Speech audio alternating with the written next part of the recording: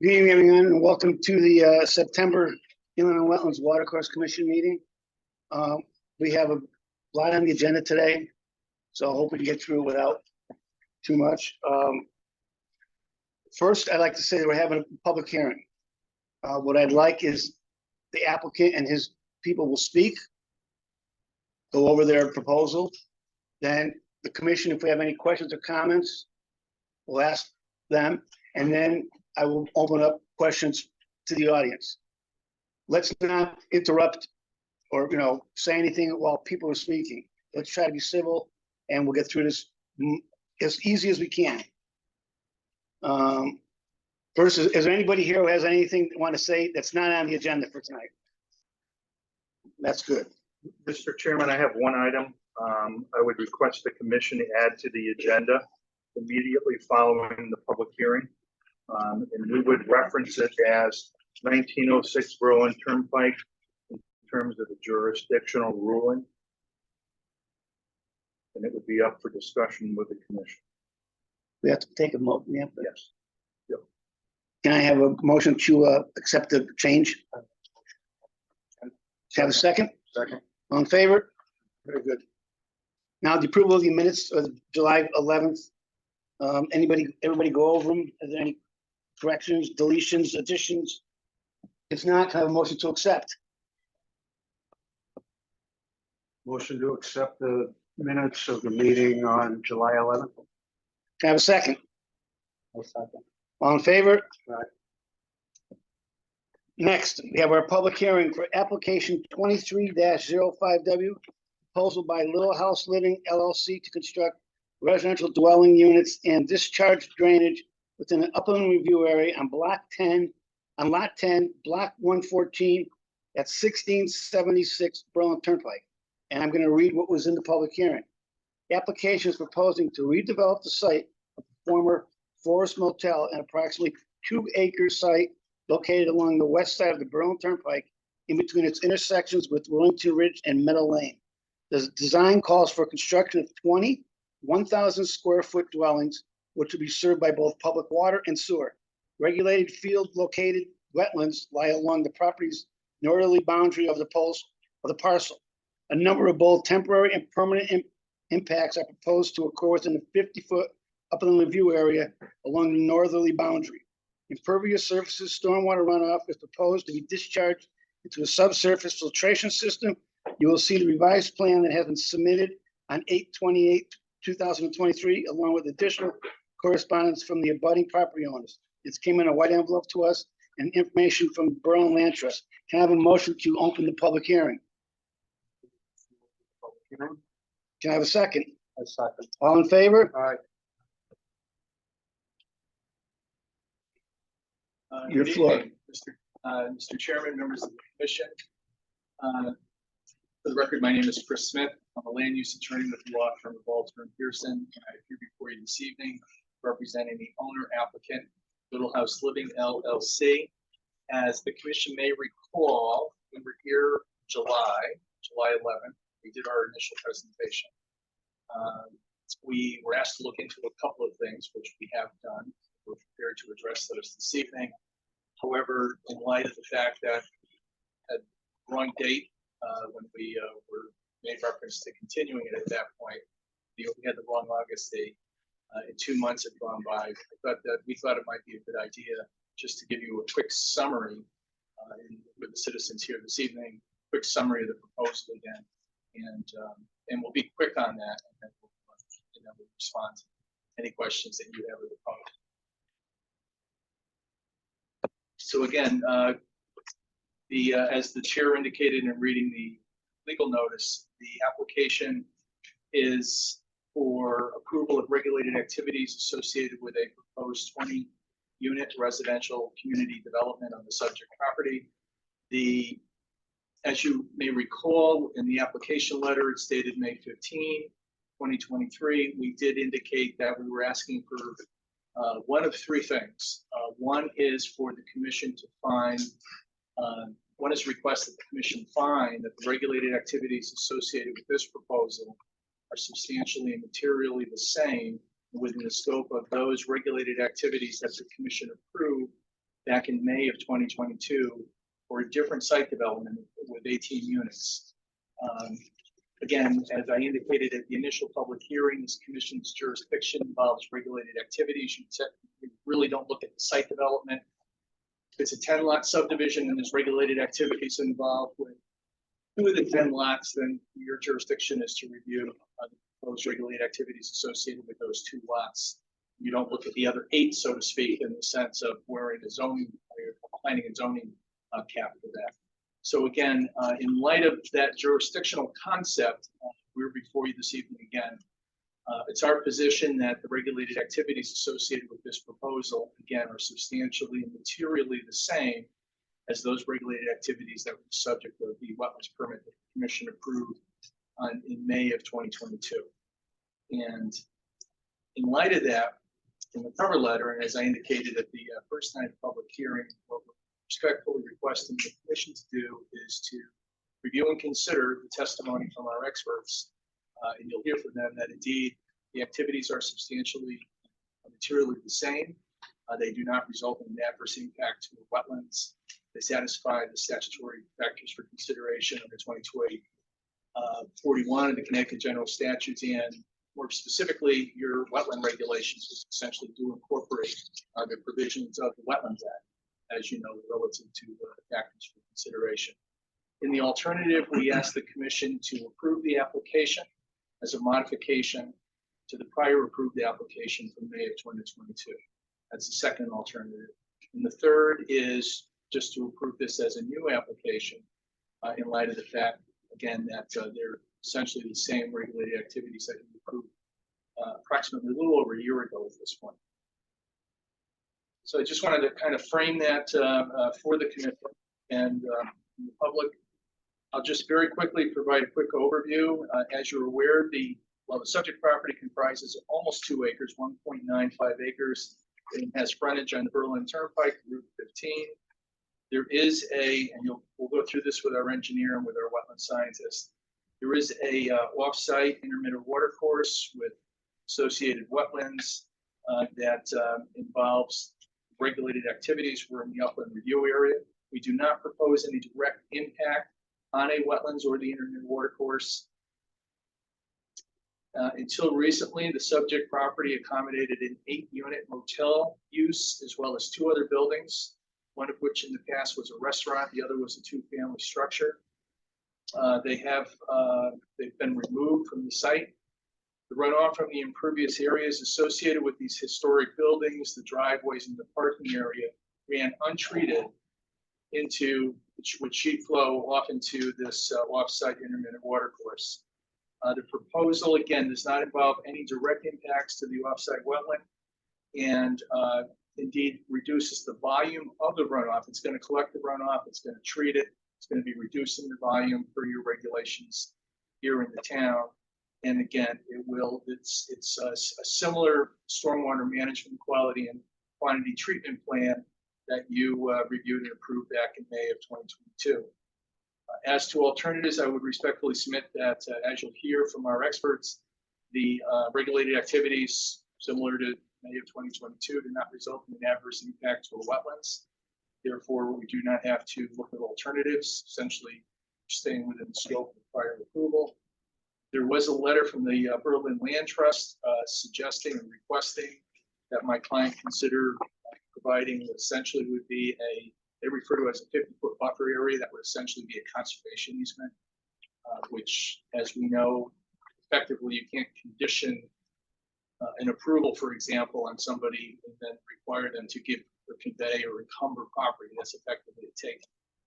So my client's not willing to do that, and essentially you have your 50-foot upland review area as you define it in your regulations, which we're addressing in our presentation, as was addressed and considered by the commission with the prior approval in May of 2022. What I'd like to do now with I'm sorry, going back to the Berlin Land Trust correspondence dated July 10th. So my client really can't agree to provide a conservation easement over a portion of his property, especially in light of the expert testimony that there's not an adverse impact to the wetlands, similar to what you heard back in May of 2022. My client can agree to a condition of approval whereby he or anyone operating under the approved wetlands permit will not use inorganics for landscaping purposes. That was one of the requests from the land trust. And again, the enhanced water quality measures that are being utilized are essentially the same as those that were approved by the commission in May of 2022. With the permission of the chair, what I'd like to do now is turn the presentation over to our project manager engineer from Giuliano Associates, Mr. Zach Georgina. After Mr. Georgina, we'll hear from Mr. Coles, who is a professional wetland scientist and soil scientist. Between the two of them, Zach will walk you through the civil aspects of the site development and stormwater and confirm that it's consistent with the 2004 stormwater guidelines and the 2002 DEP soil and erosion control guidelines. And then we'll hear from Mr. Cole, who will walk you through the potential impacts and similarities, or how these regulated activities are within the scope of the prior approved regulated activities. So unless you have any questions for me, I'll turn the presentation over to Zach. Okay, thank you. Good evening. My name is Zach Georgina. I'm with Giuliano Associates, located at 405 Main Street, Yalesville, Connecticut. Just want to let you guys know I'm going to go through the whole thing real quick, just quick, and then highlight a couple of what has changed. Okay.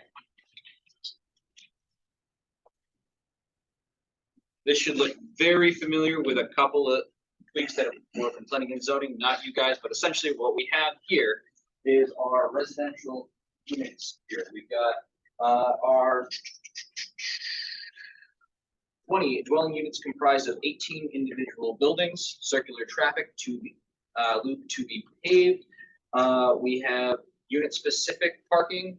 What you guys are specifically worried about would be these driveways associated with these 5 buildings along the wetland side, as well as parking with an internal garage for each of those 5 units.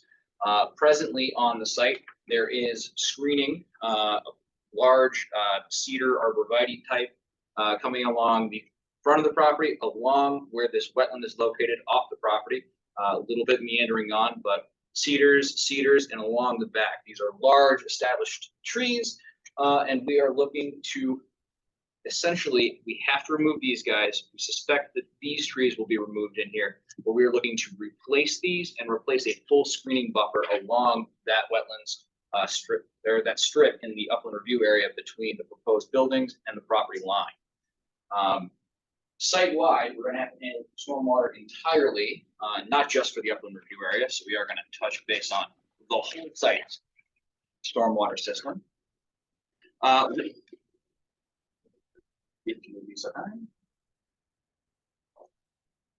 Thank you very much. So what we are proposing for stormwater is 3 units. In comparison to what you guys had seen previously and approved, these units are much shorter and wider than the previously approved system. This allows for them to be 3 feet off the groundwater table, which allows for stormwater quality from infiltration. Those units are located right here. It is a smaller unit that is designed just to handle these 3 structures. And this medium-sized unit designed to handle these 2 structures, which are the 2 duplexes.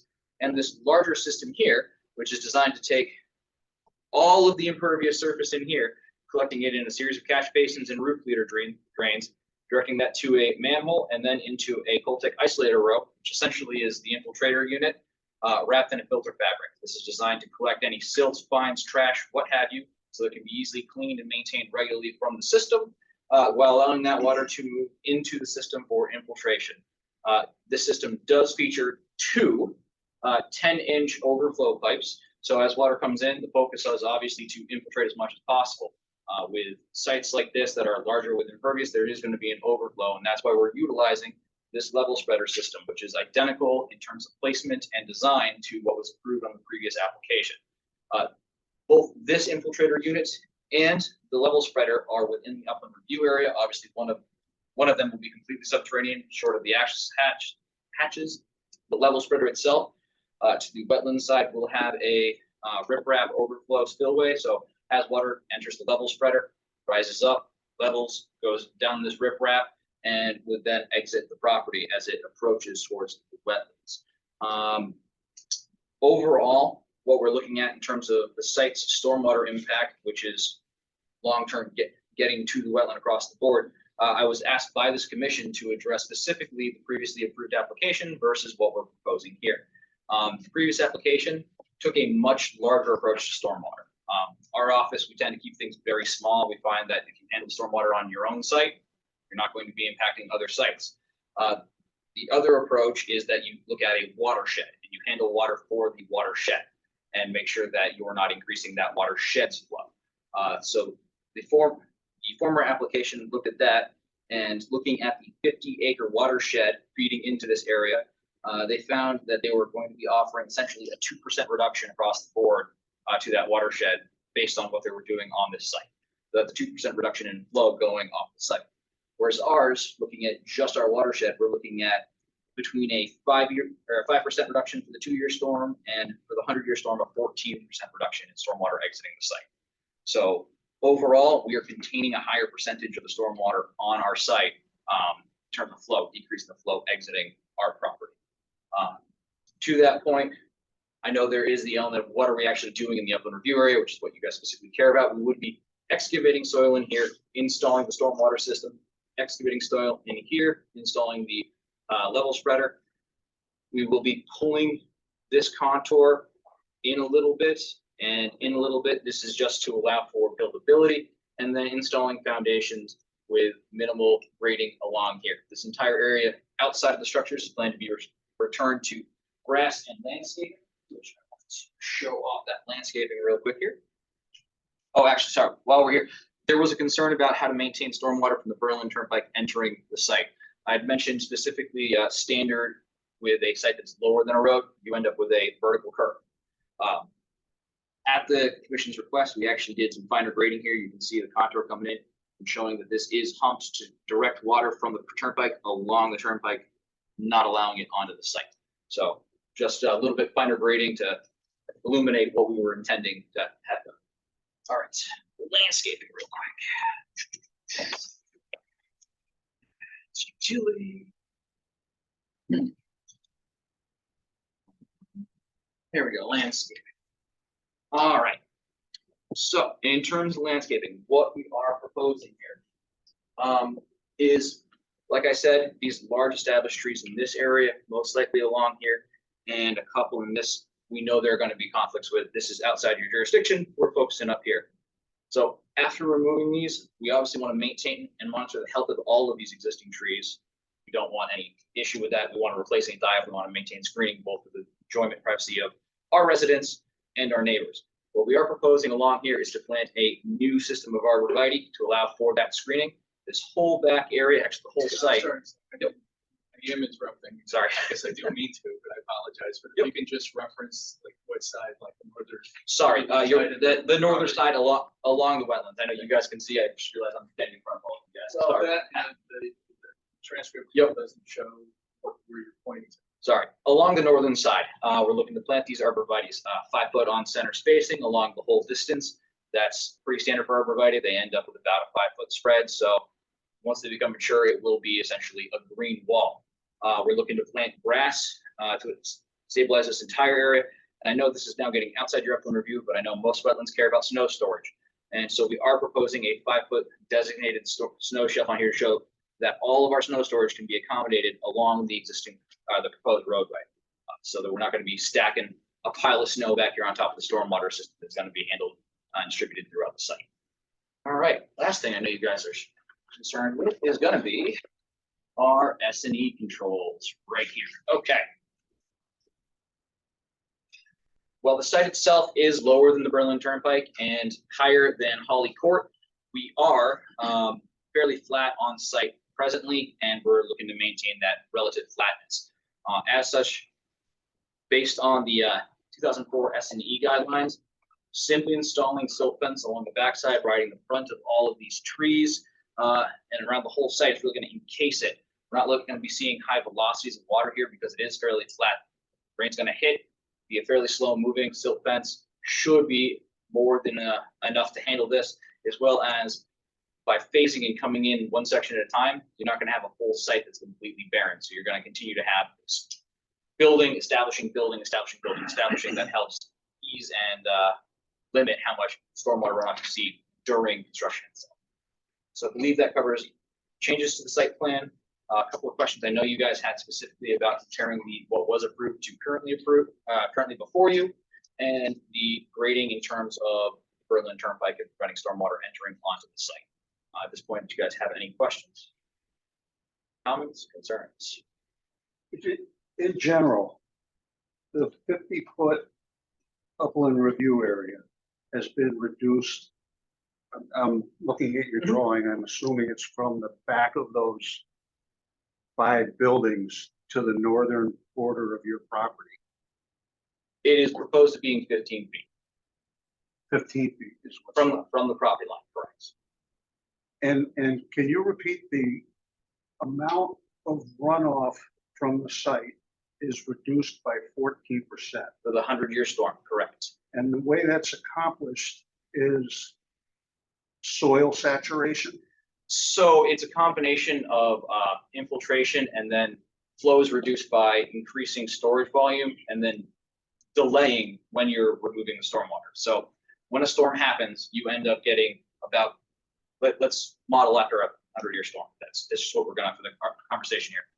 About 12 hours into that 24-hour 100-year storm is when you see your peak flows. That's when all of the water is maximizing out for sheet flow. That's you're getting your concentration. That's the most water flow. That's where you end up seeing flooding in that type of situation start.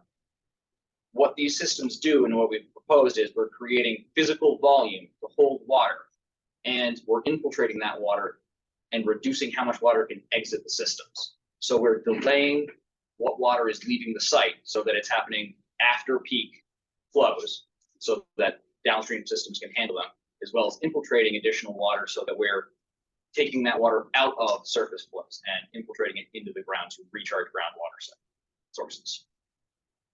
Would you reduce it from 50 feet to 15 feet? Is that correct? From a surface element, that is correct. From a stormwater element, we are looking at a 15% reduction on the 100-year storm in comparison to the previous development of the site. So I'm a little confused. What changed from the original approved plan?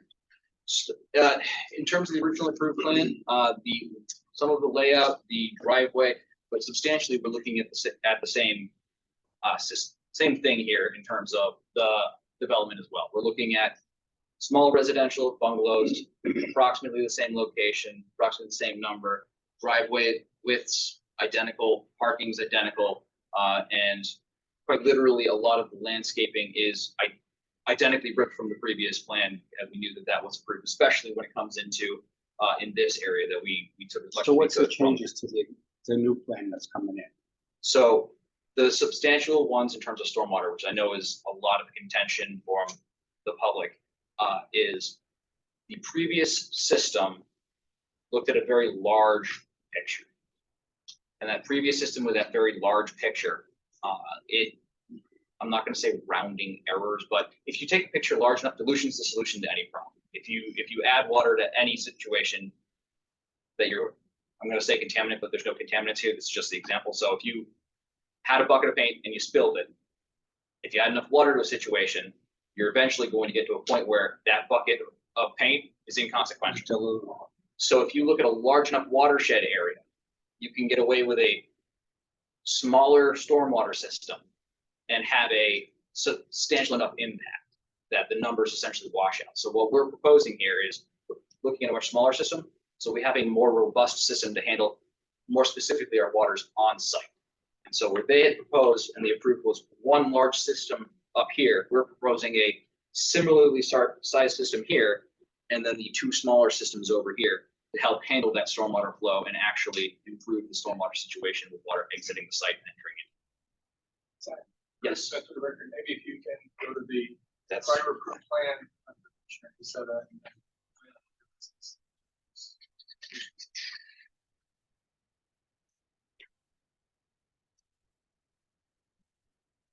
on the board. Hold on.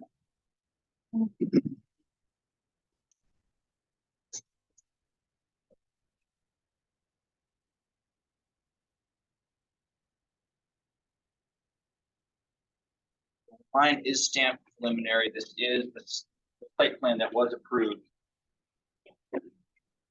Yep, just, thank you very much. This is the site plan that was approved. As of, yep. Hold on. Sorry. Yep, one. Yep. Thank you. Okay. So, while mine is stamped preliminary, this is just what I received from the previous engineer. This is the identical plan that you guys approved back in, it was the March revision, but this is what you guys approved in July of last year in terms of the stormwater. Okay. This revision was done 3/10, that's March, and that was what they approved, that's what's on the public record. But, so, this revision itself, like I said, other things in the drawing revised later on, but this is what you guys approved based on the public record that I received. So as you can see, we've got the same entrance design here, the same circular flow.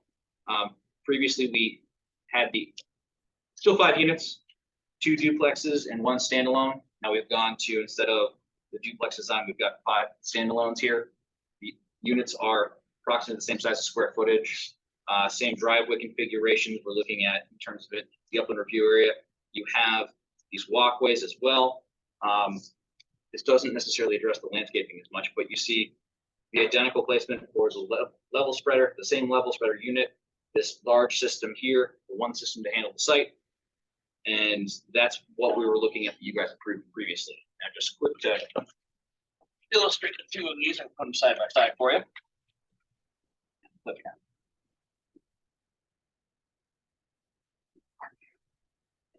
So to compare the two of these side by side for you, you can see in terms of the upland review area, we are looking at this 5 units driveway. Let me go forward. Okay. So you can see that same 5 units, 5 units. It was 3 buildings, but again, we're just same number of units. They're just being spaced out for quality of life purposes for the residents. Driveway configurations approximately they are the identical with what was approved there overall. Obviously the duplexes, their driveways are squished together, but it's the same width per unit. The stormwater retention systems here, it was going to be here as well. Again, ours is a different type of unit, but it's the same idea for the larger of our systems. And as you can see, the distance, we're not looking at that much of a reduction. They're very, the spirit of the two is substantially the same. Questions, concerns, anything further? May I see the plan that shows the Coltech units? The proposed Oh, Coltech absolutely. units? Absolutely.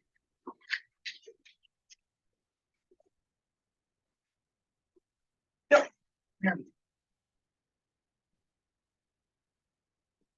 So I understood you to say for that unit, the Coltech unit arose in the northwestern corner of the property. I understood you to say that the initial unit was a sort of attachment unit for oil and grease, sedimentation, trash. Correct. It's referred to as an isolator row. Coltech has been using them for years. They're utilized all over the state in terms of collecting sediment, trash. There was submitted a maintenance plan that outlines Coltech literally has spring and fall cleanouts for these. They're designed to be opened up and essentially vacuumed out to remove any trash and debris to maintain their long-term functionality. You really only see these isolator rows on systems that are going to be handling, I'm going to call it dirty flow, but it's not. So dirty flows from roadways, parking lots, that type of thing, you'll see the isolator row. You'll notice on the 2 southern units, they don't have that, but they're designed to pick up what is called clean stormwater. We assume that roof stormwater is considered clean. It's not having a car parked that may be leaking any type of fluid. You're not getting trash. You're not getting sand and silt buildup on roofs typically. With regular maintenance to gutter systems, you're looking at what is substantially clean water that folks do stormwater, rainwater collectment systems off. So for those 2 systems, there is no isolator row, to be perfectly clear. But again, they are only being tied into by this unit is being tied into by these 3 buildings, and this unit being tied in by these 2 buildings, 4 units. It's just rainwater? That is just rain, correct? And so that the system in the northwest corner of the property that has the level spreader, that is being plumbed. The up gradient is through the catch basin. The system of catch basins is discharging to that northwestern. Correct. Okay. And it's not necessary to provide any pre-treatment within the catch basins themselves. It's going to be captured at the Coltech unit at the northwestern corner. Typically with units like this, with most catch basins, you can see it in terms of real life implementation. Walk around, you'll see that there is trash and silt buildup in catch basins themselves. They function as a form of an isolator unit, much smaller scale, not as effective, but that's why we have the isolator row itself. Is these catch basins will collect trash, sediment. In our maintenance plan, it includes not only cleaning out that, but the catch basins as well on a regular schedule, just like all of the public right-of-way catch basins should be being cleaned out on a regular basis as well. And that's why we include these operation and maintenance plans to maintain the functionality of the system. Bill, if I could just add an item, there is an item or a product that you could install within the catch basins. It's called an Abtech Smart Sponge. That would be another level of protection rather than just using the sump for the catch basin itself. Just throwing that out there. And the catch basins go into that northwest corner. That's the same water flow design as the prior application.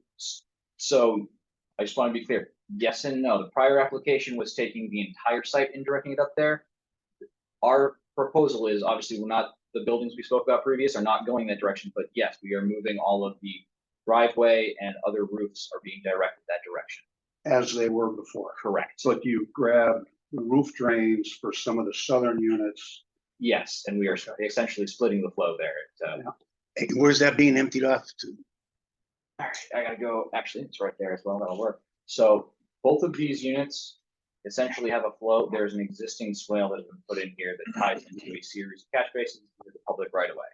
So again, reducing the flow. What we're looking to do here is infiltrate as much as we can, reduce the flow off site or into that swale that's on our property, which ties into through a series of catch basins into the public right of way.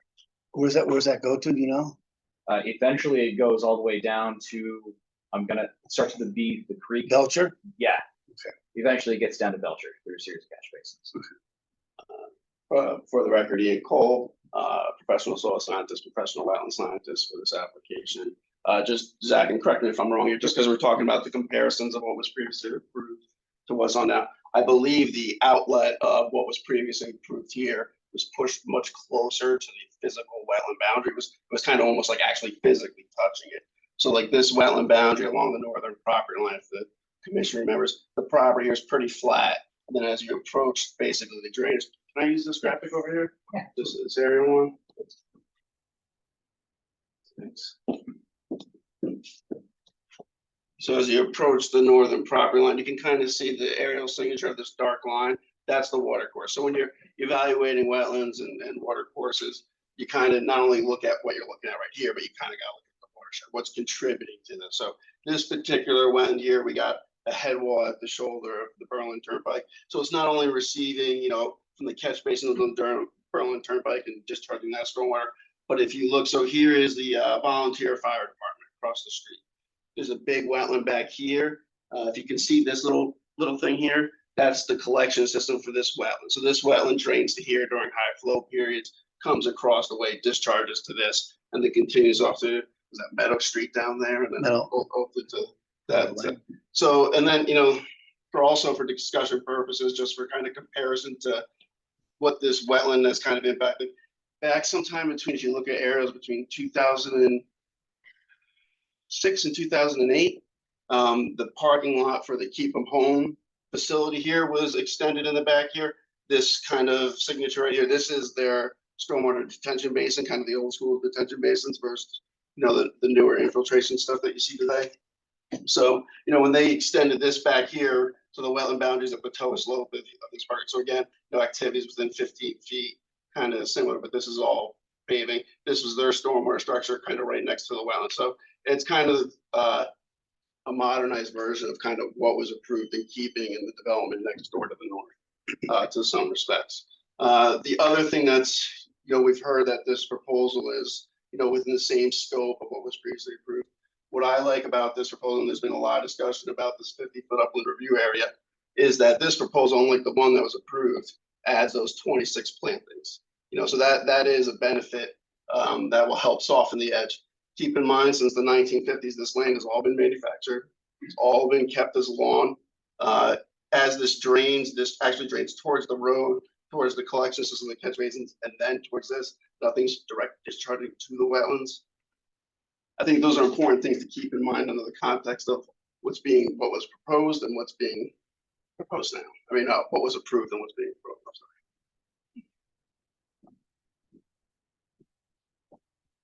sorry. Just had a couple. First, no, question goes first. I had a question about the southern portion of the property. Can you go back to that Caltech drawing?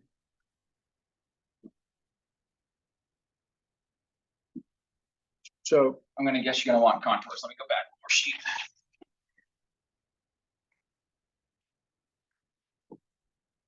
Yep. So the property apparently, well, the proposed development of the property will have two components of flow. A component of flow that moves towards the northwestern corner of the property, and then a component of flow that moves towards the southern property boundary, which ties into that existing public stormwater drainage system that you talk about there. Yes. And my question is that consistent with current site conditions? Does the current site condition show two components of flow, one to the north and one to the south? So arguably the current system of flow shows three systems of flow where you have probably closer to four in honesty, but you end up with a watershed that right here in this zone of the site presently. Westerly side. Correct, westerly side, but coming in here and about halfway through the property, exits in this direction. You have a much smaller section right here that exits over here to this property on Holly Court. You Zach, then I'm have, sorry, Chris Smith, the record. You can just say where you're pointing to or you're going anywhere. okay, so what we got is a small northwest that's directing itself northwest off property on Holly Court. We have a small southwest, this zone right here, that directs off southwest. We then have from about here coming up all the way to the Berlin Turnpike and then along the south side here, that this all currently feeds into this swale, and the remainder of the property flows off in various directions to the north into the wetlands. Thank you. You're welcome. So originally that water was flowing down to Holly Court, is what you're telling me, on the west side of that.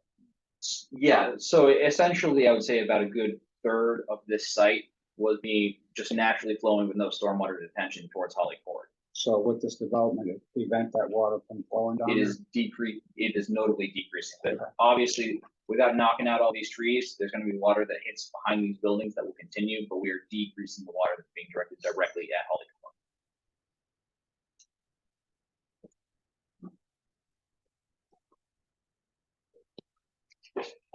Just, Chris Smith, just for the record, Would it be fair to say that there's this new information that we've received from the Land Trust? And when they refer to the second page, it says, second, protections afforded by the wetlands by buffers is indisputable. Well, buffers may have many functions. Well, Land Trust believes that the most important function of buffers, approximately 2-acre site, is water quality. Environment Law Institute reports plan effect to wetlands, buffers, local government, states. And they included that in here, where they defend the 50-foot buffers, upland review area, very strongly. So when you increase the impervious surface and you add runoff, which you're saying you're decreasing with all of this work that you've done, but you reduced it from 50 to 15, that inevitably will create a problem for Holly Court that I think will probably be more advantageous towards a bigger problem, not a smaller problem. And I think currently that because they do have a problem on Holly Court, that problem should be addressed satisfactorily before another project will be allowed to move forward, so that this way we can determine if there is a problem to Holly Court, who's responsible for an additional problem.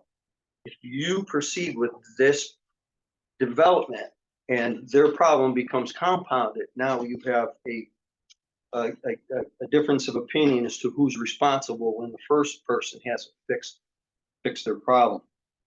So I think that this really needs to be addressed as far as that's concerned. I don't know how all the other commissioners feel, but it is right here in black and white as to why it's so important to have that. I mean, this is a great project, but 15 feet, is it truly enough? Do we need the 50 feet? It seems to be precedent set. And if we allow you to do 15 feet, does that mean everybody else that comes before Berlin gets 15 feet? To answer your question directly, Chris Smith, for the record, the upland review area is not a buffer. Back in 95, 96, there was a wetlands task force that was appointed by the General Assembly. I served on it as a representative of the Wetlands Commission. And one of the issues that was raised, I raised it, was buffers. Because at that point in time, the Wetlands Act was just kind of kicking in the 80s, and commissions were confused, and they were treating buffers as setbacks in zoning, no build zones. And it was the consensus of everybody, including the legislature, that that's not the law. The issue for a Wetlands Commission, as the courts have held, is whether there's going to be an adverse impact to wetlands. So you can do work in an upland review area, you can do work in a wetlands, as long as you can demonstrate that there's not an adverse impact. Because commissions, if they subscribe to what the Berlin Land Trust said to you and has in the letter, if there's a no build zone, and again, this is not how the Holly Court, I believe, is to the west here. We're talking about the regulated areas up here on the north. If there's a no build zone for 50 feet, and you can build in a wetlands, as long as you demonstrate that there's no adverse impact, that doesn't make any sense. And the General Assembly agreed. And I was talking to Ian Cole about this earlier. The attorney for the Environment Committee, because the two co-chairs, Jesse Stratton and Eileen Gailey, were running the meeting, running the task force. There were only about 13 or 16 of us or whatever. And he went through the Wetlands Act and looked for the word buffer, and it was come out because it's not an appropriate term. It's upland review area. And the test is you can do work in the upland review area. Under our law, you can do work in the wetlands area, as long as you can demonstrate that there's no adverse impact and that it satisfies the statutory factors for consideration in 22A41, which I made reference to before. I think we heard, sir, that there essentially one third of the sheet flow, the runoff from this site, goes westerly towards Holly Court. That's not going to happen now. It's going to be picked up and it's going to be diverted. It's either going to go here in the southwest corner, guilty, or in the northwest corner. It's not going to sheet flow over here. As our engineer indicated, there's a small area behind here that's not behind the units that won't be picked up, but I mean, it's minimal compared to 1/3 of the site sheet flowing that way. So respectfully submit a couple things. One, there's no buffer. Two, it's not your jurisdiction anyways, but more importantly, the runoff's going to be picked up that goes to Holly Court now and is going to be treated and go into these systems where at the 100-year storm event, it's the peak flows are reduced 14%. Yeah, we're reducing our 14. sites. So, and at the 2-year storm, it's 6. 6 to 8 to 20. Something, but it's a reduction. And this is essentially being eliminated, what's going over here to Holly Court. So that's the end result from an engineering, maybe a zoning perspective. But from a wetlands perspective, Mr. Cole's going to be testifying, and I was going to ask our engineer, Zach, a couple of questions, but there's no, their opinion is just as you approved the activities a year ago in May of 2022, a year and a half ago, there's no adverse impact to the wetland or intimate water course located. But this is a to the new north. application. I'm sorry? This is a new application. Right, but We're entitled to treat it as such. So how many engineers have been involved in this whole project right now? How many? So what I'm alluding to is I'd like to probably see a third-party engineer have come in and make the determination as to confirm what you gentlemen are saying is actually true. Because you've said that there should be no detrimental effect if you can work in the upland review area or the wetlands. As long as there's not a problem created when there's already an existing problem with water going to Holly Court. Well, you have a town engineer that can review what you've heard the expert testimony on, and that 1/3 of the runoff from the site today is not going to go where it goes, which is in a westerly direction towards Holly Court. It's going to be picked up and it's going to go into the two systems, one in the northwest corner, one in the southwest corner, where the flows are going to be reduced. You certainly can refer that to your town engineer to see if, in his opinion, if he agrees with that or not. But that's a potential water runoff issue that respectfully is not your jurisdiction. Your jurisdiction is the regulated upland review area here. However, we're addressing that for you because we understand it's a concern. I understand it's a concern of the people that are living there. It would be for me too if I were there. But I think the testimony is, and you can ask your town engineer to confirm it, that that's what's happening, and that runoff that goes to the west is going to be picked up and eliminated. And with the upland review area, again, that's the standard of review. The court's been very clear, the statute's very clear that you can do work in an upland review area, you can do work in wetlands, as long as you can satisfy the factors for consideration, and there's no adverse impact. So, I mean, I'm not here to, I don't like to ever lecture anybody, but that, with all due respect, that's the law with the upland review area. I think you were talking about two different things. And as I indicated, my client, when I served on Wetlands Commission for 16 years, and we would ask people if they would give us a conservation easement along the ridge line in the Pawtucket Valley, and if they agreed to it, we would get it. And there was nobody who was going to build there anyways. This was up, but we couldn't take it from them, couldn't condition approval because that would be effectively a taking. So my client can't agree to that, and there's no reason for him to, because there's no adverse impact to the wetland any more than there was with the prior approved application. So I would like to make sure this gets into the record, and if I can give this to Mr. Horrible. This is what was referred to with the prior approved plan, and I just want to make sure that it's referenced for the record for you, and it's entitled Site Grading and Drainage Plan prepared for Little House Living LLC by Hallisey, Pearson, and Cassidy. It's dated October 7, 2021. There are 3 revisions, with the most recent one being March 2nd of 2022, which was just before you approved that application. So if I can get that to Chen, just to make sure that's part of it. And just a couple of questions for our engineer. Is in your opinion, in your office's opinion, is the site development, includes the design of the site development consistent with the guidelines, the 2004 Stormwater Manual, DEP Stormwater Manual? Yes, it is consistent with the 2004 Stormwater DEP Manual by reducing peak flows and addressing stormwater quality. Second question, is it consistent with the 2002 soil and erosion DEP guidelines? Yes, it's consistent with the 2002 soil and erosion control guidelines, as well as the best management practices approach. And in your professional opinion as an engineer, will any of the conduct associated with this site development result in an adverse impact in a wetland or watercourse? No, we do not expect a adverse impact with residential development on the wetlands. And then does the application comply with the commission's regulations and the state statutes for wetlands criteria, wetlands review criteria? In my office's opinion, yes. And in your office's opinion, are the regulated activities associated with this proposed residential development substantially the same as those approved by the commission in the May of 2022 approval? Yes, in our office's opinion, this is indeed substantially. Just yes, yes or no. There we go. Thank you. And Not a trial. he was going to make a run at it. Yes, sir. Can I try one more? I don't know if this is a fair question, but we've received some information about recent torrential rains over 3 inches over a short period of time.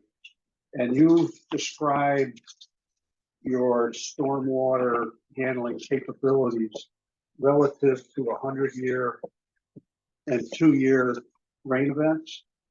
So Has that mid-August rainfall, have they been classified? So from an official standpoint, no, but I do have from NOAA, and I can give you the rainfall charts. That was just because it was only a 60-minute duration, and we received 3.4 inches of rain. That's just shy of a 500-year storm. Essentially, that was a biblical rainfall.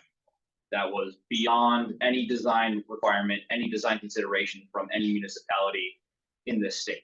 That was outside of what is a reasonable storm to consider being captured and detained. I mean, without prejudice, so your system would have been overflowed by that rainfall. Correct. Correct. Okay. I just want to understand. Just for a point of illumination, not only would ours have been overwhelmed, the existing Berlin Turnpike system was overwhelmed, Poly Core system, everyone in the area was overwhelmed. That was well beyond design standards. I understand. Anyway, I just want to make sure that that's. Yep. Thank you. Yep. I have a couple questions on the plans that you're submitting. One, it's on page dental notes, and it says outdoor storage. There will be no outdoor storage of hazardous chemicals, fertilizers, pesticides, or herbicides anywhere at the facility. That's great.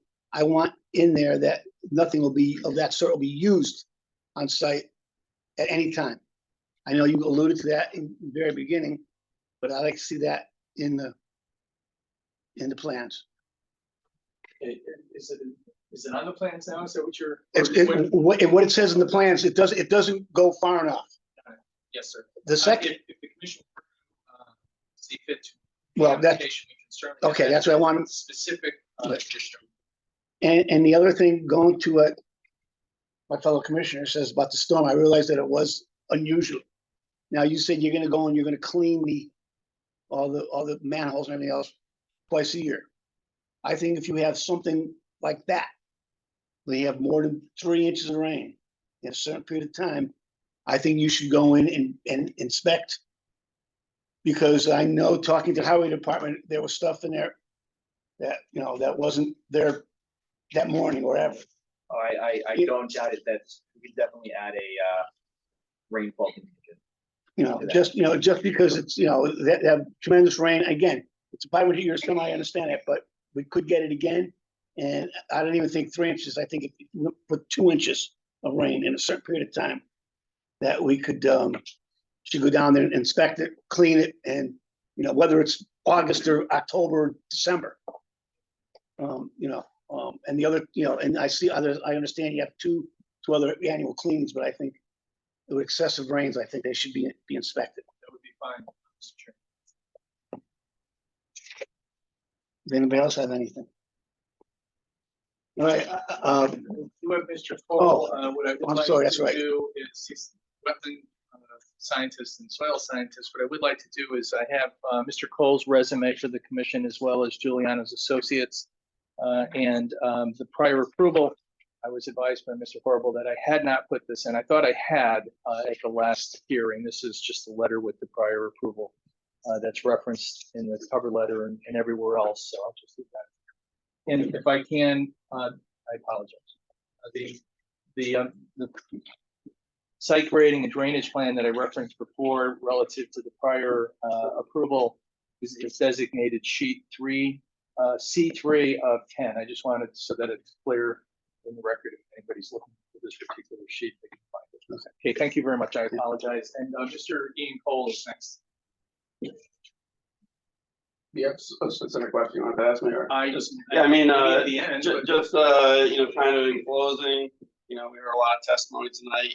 I think conceptually, the big change here is, this proposal is focused on, taking those duplex units and putting them as standalone units and, tweaking and modifying the stormwater system. We've heard at great length that there's no direct wetland impact. And then, you're looking at secondary impacts here. The wetland functions and values on this site, and the physical wetlands themselves will be maintained. So, the functions and values of the same as groundwater recharge and the conveyance of stormwater flow, from the Berlin Turnpike westward. We've heard extensive testimony that this proposal will be maintaining those functions and values by providing that stormwater management system and providing that water metric for the system to reduce those flows. So no direct wetland impact, no direct secondary impact, no change in functions and values, conceptually similar to what was previously proposed. Some additions of some additional plantings. So, for those reasons, it's my professional opinion that this proposal has no adverse impact and will maintain holistically the functions and values of the wetlands offsite.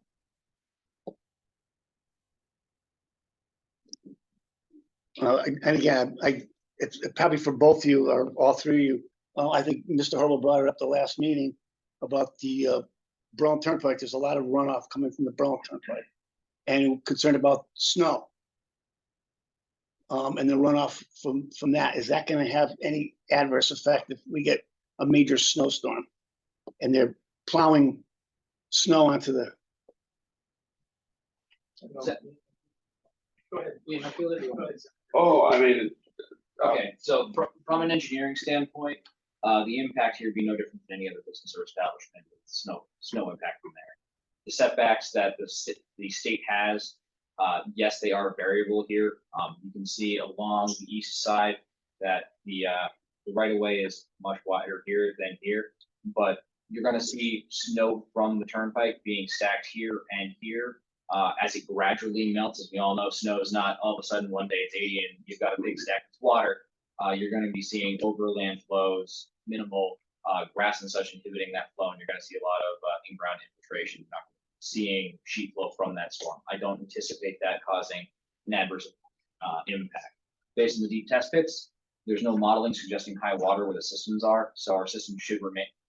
Again, it should. It's no evidence. I can only say should, but no evidence of modeling any higher than where the groundwater is located. Nothing suggests that that would increase and interfere with our infiltration systems. Also, too, if I remember, Jim, you can correct if I'm wrong. Talk about raising the curbing. Was that mentioned? Yes, they did in terms of regrading the apron, The driveway. But I mean, anything could be done along the grass areas? Or is that something that the state would? That anything on that element is in the state's jurisdiction. Okay. They may request it. Typically, I find the state wants the least amount of impact possible on their existing land. They like it how it is, but obviously something we can discuss with the state. They feel is warranted. Because we have the way you're talking, you have a lot of runoff from across the street and everything else. There is a lot of runoff in this area because you do have the Berlin Turnpike. Right. And Mr. Chris Smith, for the record, Mr. Cole, if you can just respond to the chair's question relative to. Yeah, I mean, I do you guess. anticipate any Yeah, change in the I timeline? concur with the engineer's findings that I don't anticipate that any additional input of snow is going to significantly impact the wetland resource as it exists. Anybody else have any other questions? Jim, you have anything? If we have anybody from, would you want to say something? Wait, no, you look like you were ready to say something. Well, I was just going to say that concludes our presentation. Okay. Mr. Chairman. Thank you very much. Over to any additional questions that Yeah, if there's any comments or questions from the audience of citizens out here, please state your name, your address, and direct your question to whoever.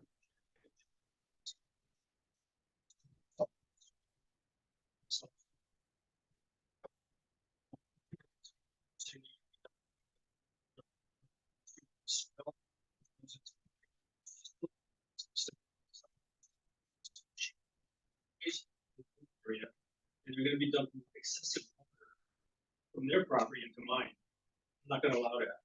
It's not gonna happen. Something's gotta change there. They have to develop their own system going somewhere else. Because that swale is 12 inches wide.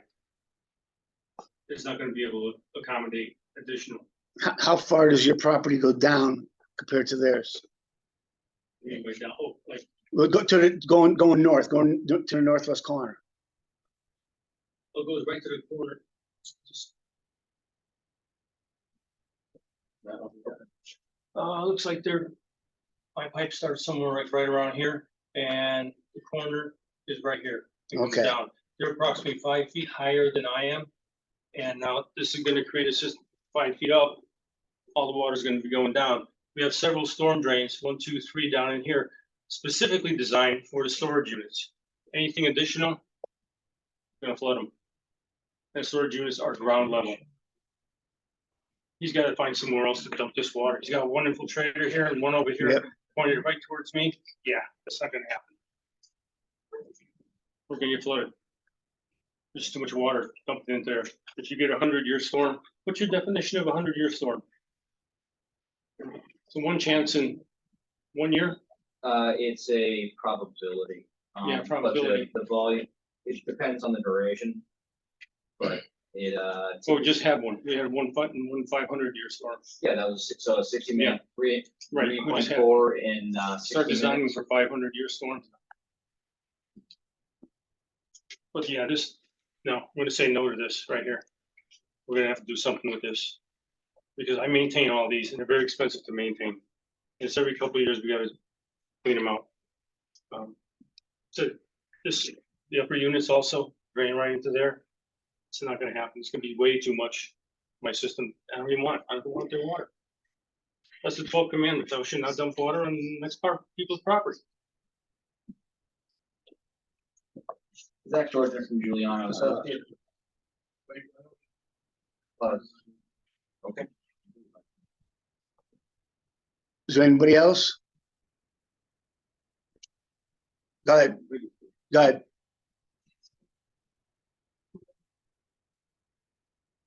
I keep saying, in my opinion, this should work. Okay, what if their opinion is wrong? And it's too late by the time we find out their opinion is wrong. Who's gonna pay to fix it? We are. Nobody has said, none of them will guarantee and are even come close to guaranteeing that what they are saying is going to work will work. And that's what concerns me, because I have lived in that corner house for 36 years, and that 500-year storm, whatever, sent a river between my neighbors and my house. I couldn't believe what I was seeing. It wiped out everything in its way, and it started off of Holly Court, the culvert, and I have never seen anything like that. So it's concerning that now more is going to be coming our way, and they can, in their opinion, say they're going to handle it. Well, what if it doesn't? What if it doesn't? It's very concerning. Understood. Go ahead, sir. Andrew Murkowski, 859 Lower Lane.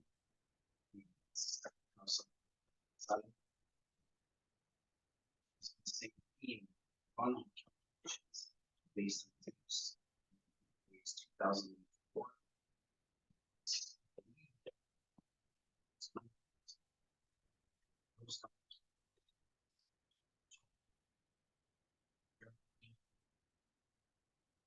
It's 14%.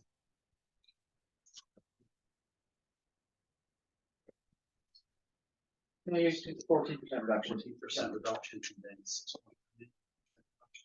Small chunk, yeah.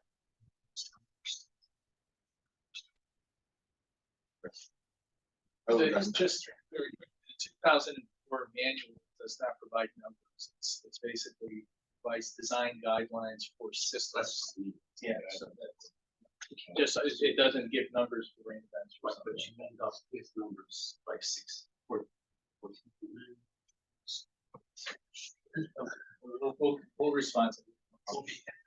One of the things that I noticed was built over pipe next to put it in occasionally verbal catch basins, 36 put it in of all the properties going into the culvert lower line. Then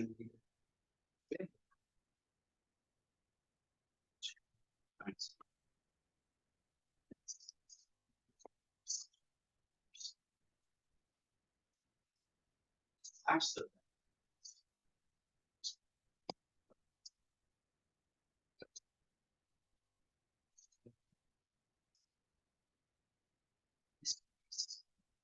Start. Immediately.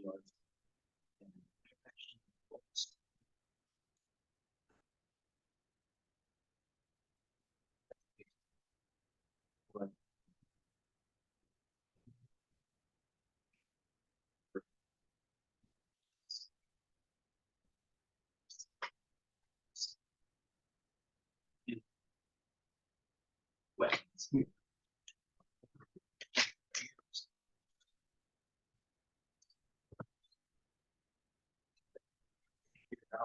Oh.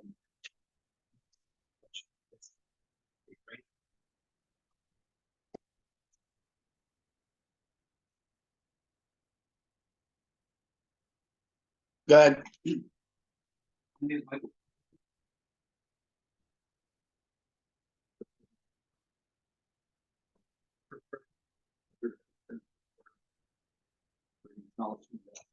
I also point out that, when I look through your guidelines, pretty much 100% based on recommended guidelines. Almost word for word. Exception of the upland review area. DEP recommends 50. And you only have 50. And you really, the odd man out in the state for having one that small. I did a survey, the vast majority of the towns in Connecticut have followed the regulations. And adopted them in the plan review area. Now we're talking going from 50 feet to 15 feet.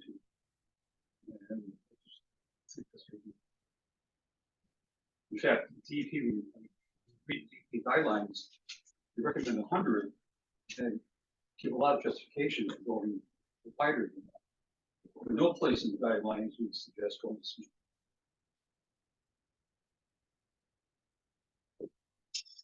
Hi, how are you? My name is Paige Riley and I live on 100 Peter Conley Road. And I gotta tell you that my house is one of the highest ones on Peter Conley. The other houses all drop down. They're small capes, very nice. The backyards are wet. Well, my backyard graduates down too, but it's wet. The back part of my yard is always wet. And behind TV Home, where that parking lot drops down, that's wet behind there as well, very wet. Well, anyhow, I have some stuff here I'd like to read it for today.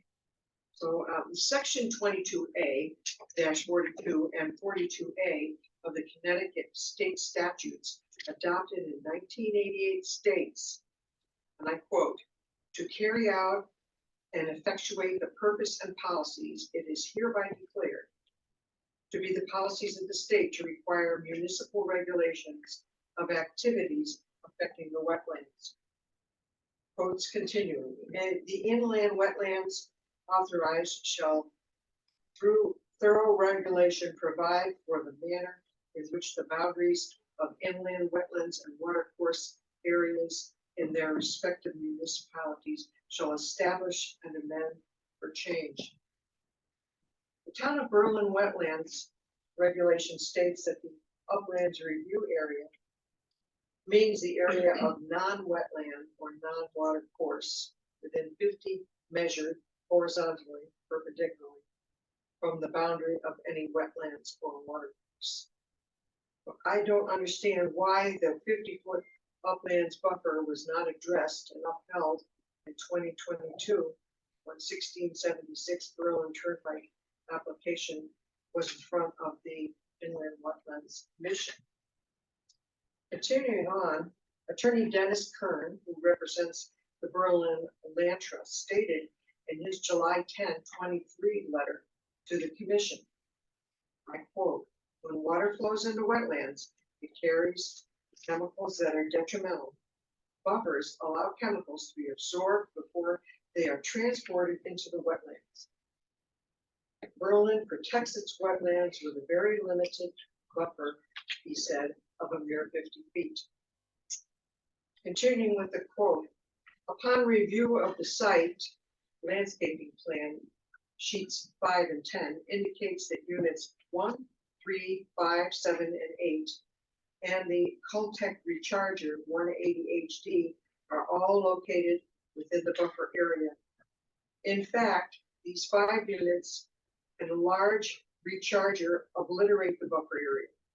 In effect, the buffer has been obliterated. The Berlin Land Trust objects strongly to this blatant misuse of the 50-foot buffer. Continuing on in quotes, the Berlin Landfill Trust requests that the wetlands in question be protected as follows. That the upland review area of 50 feet remain permanently undisturbed. And continuing on in quotes, that the Inland and Wetlands Commission should say no to the placement of 5 units and the Coltech recharger within the buffer area intended to protect the wetlands. And I also have the letter that was written by Dennis, so I will put this up. Okay, thank you very much.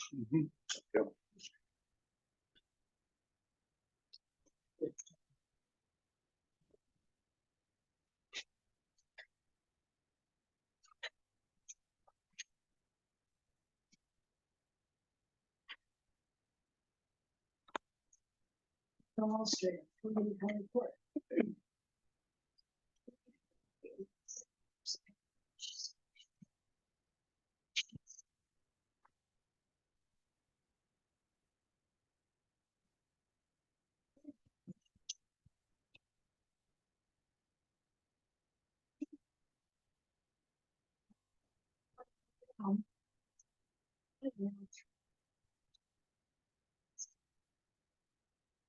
Stream and culvert, which is 4 feet deep, an embankment, and for the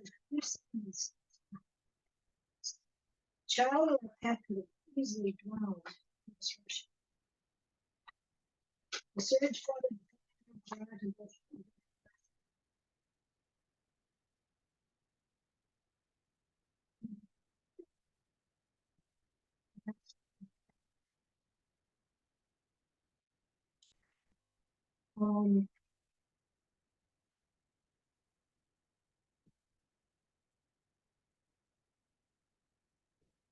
so here's 1676. Here's what the water's coming out currently. It's in the Canty property and through the wetlands, and then comes down through here. This stream and into the property.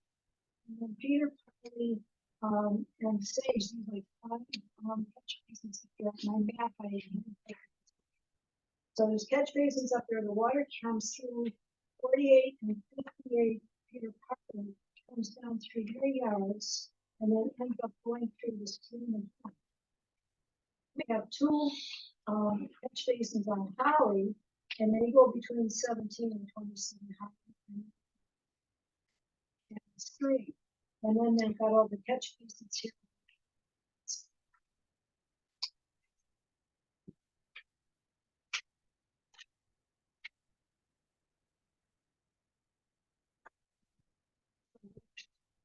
Sure.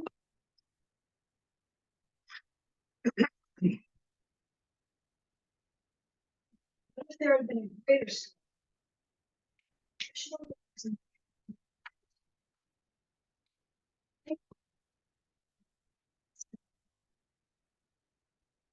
What would have happened if 1676 like this constructed?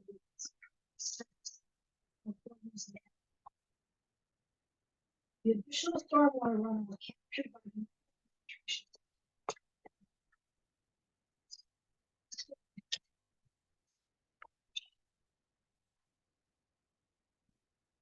this flooding has persisted for years and only are requesting that a permanent engineering solution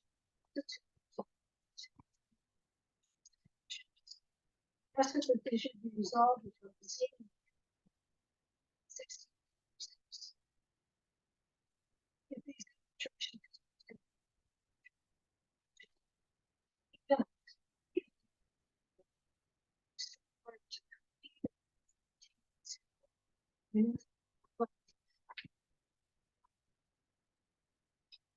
for almost 2 years, the 1676 applicant and engineers have happily stated that there is no drainage system on the property. They are now here to save the day by installing infiltration systems. They will be disappointed. Yeah.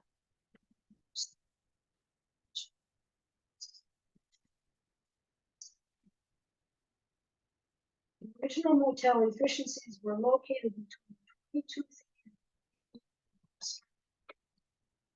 Plenty of space for stormwater to naturally.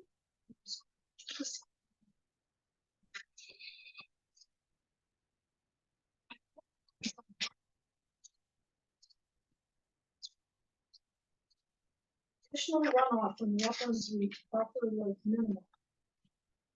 We are asking that the 50-foot uplands review area remain intact and the BT1 buffer 20.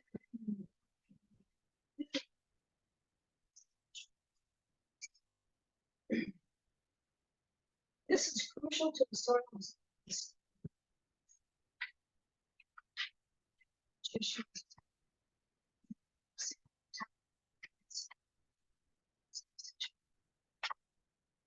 So they're saying that on one side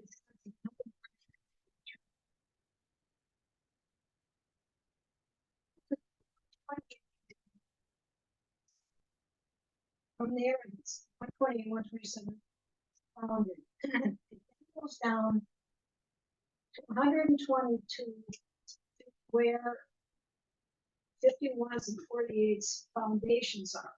And then it goes down to 118 feet at the cul-de-sac. So it is not flat.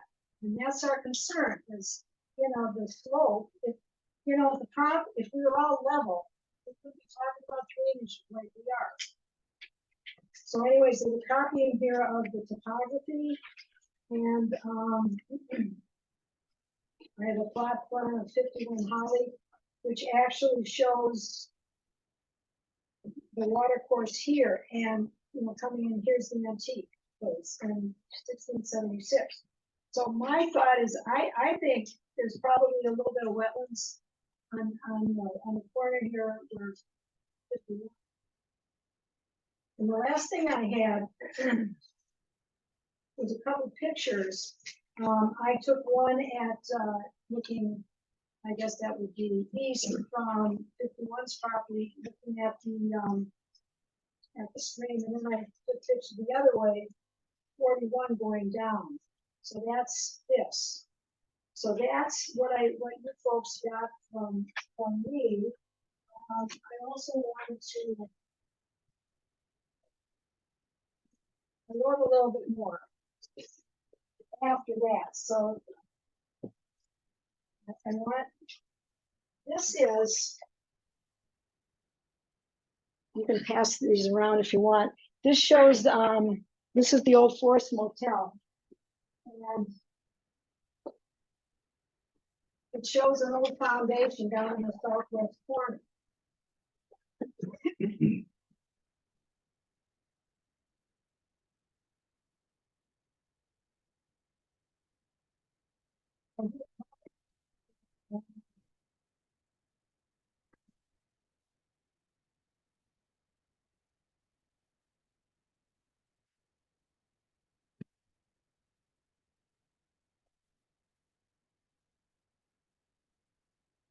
We were told about this old foundation in the southwest corner. And that's why the 2020 site plan had that one massive. Oh. And so how can a new infiltration system be installed over it? It hasn't been taken out. Won't the ground be destabilized into this? What are the ramifications of installing an infiltration system right or over an old foundation? The site plan shows that one infiltration system is to be located on the south side, which will handle the runoff of streams we talked about. I'll just use my little one right here. So that infiltration system is here, and then the water is supposed to go from these 3 units into the swale. And it also is going to go down into the second infiltration system, which basically is in line with the house of 48. So there are 4 units which are going to go into that. But I also, if I heard correctly last time, Mr. Georgina said that the water is going to come back out from that second infiltration system and actually go up to the swale. Now that would be going uphill, and I'm not sure how that can happen magically. How is that possible when water flows down? What will really happen in a major storm event is that the storm water will saturate the ground and bubble up to the surface and come rushing into 48 Holland's Yard and will flood. In a serious storm event, the third infiltration system this corner could be overwhelmed and send storm water careening into the yard and lower levels. Those properties are sitting ducks because of a 13 to 12-foot drop in the terrain from the turnpike to these foundations. There is no emergency spillway for overflow.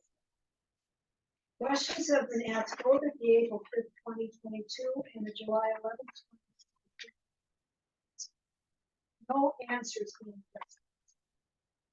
I'm once again asking the following questions and would appreciate answers. The developer has not provided enough test borings and information as to the issues. What is the process to monitor especially?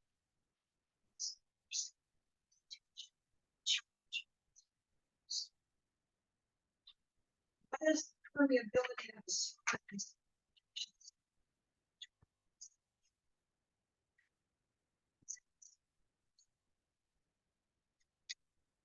Why are there no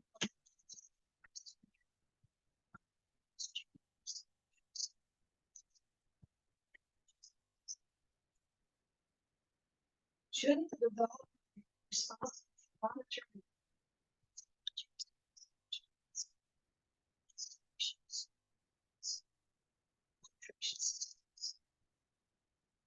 Is the town or developer going to guarantee in writing that stormwater runoff will not flood lower levels? The site plan states maximum building coverage of 21.7%.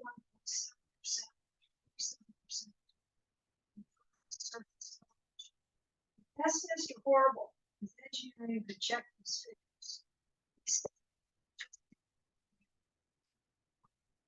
Can these percentages? For the record, I did not state that. And I want that on the record.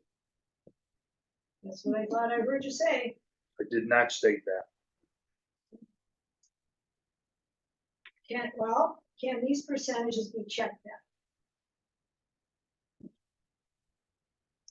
We again request that the town hire a consulting engineer to look at the total drainage issue, especially the utilization of the culvert 180 HD infiltration system.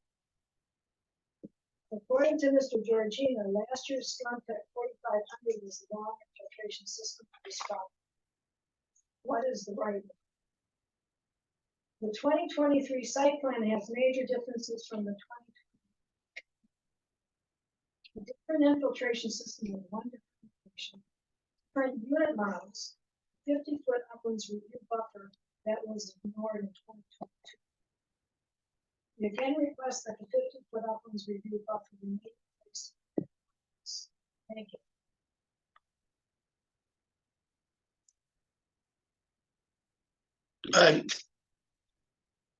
My name is Joseph Porcaro, 22 Rollins Road, Lindsay.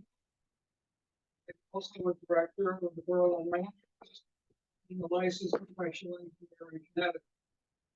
State for the record that I wholeheartedly agree with the contents of letters issued to the commission by our president, Dennis Kern, and by the statements of my fellow director, Michael Kiley, that the 50-foot width buffer not be reduced to 15 feet for this project. This is a very, very dangerous road that you are considering taking. The Berlin Land Trust is well known in town. And we stand by not reducing the width of the park.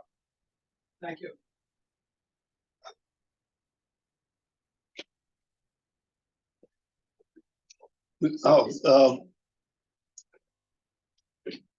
Is it, Pat, are you there? I am. Hello, good evening, everyone.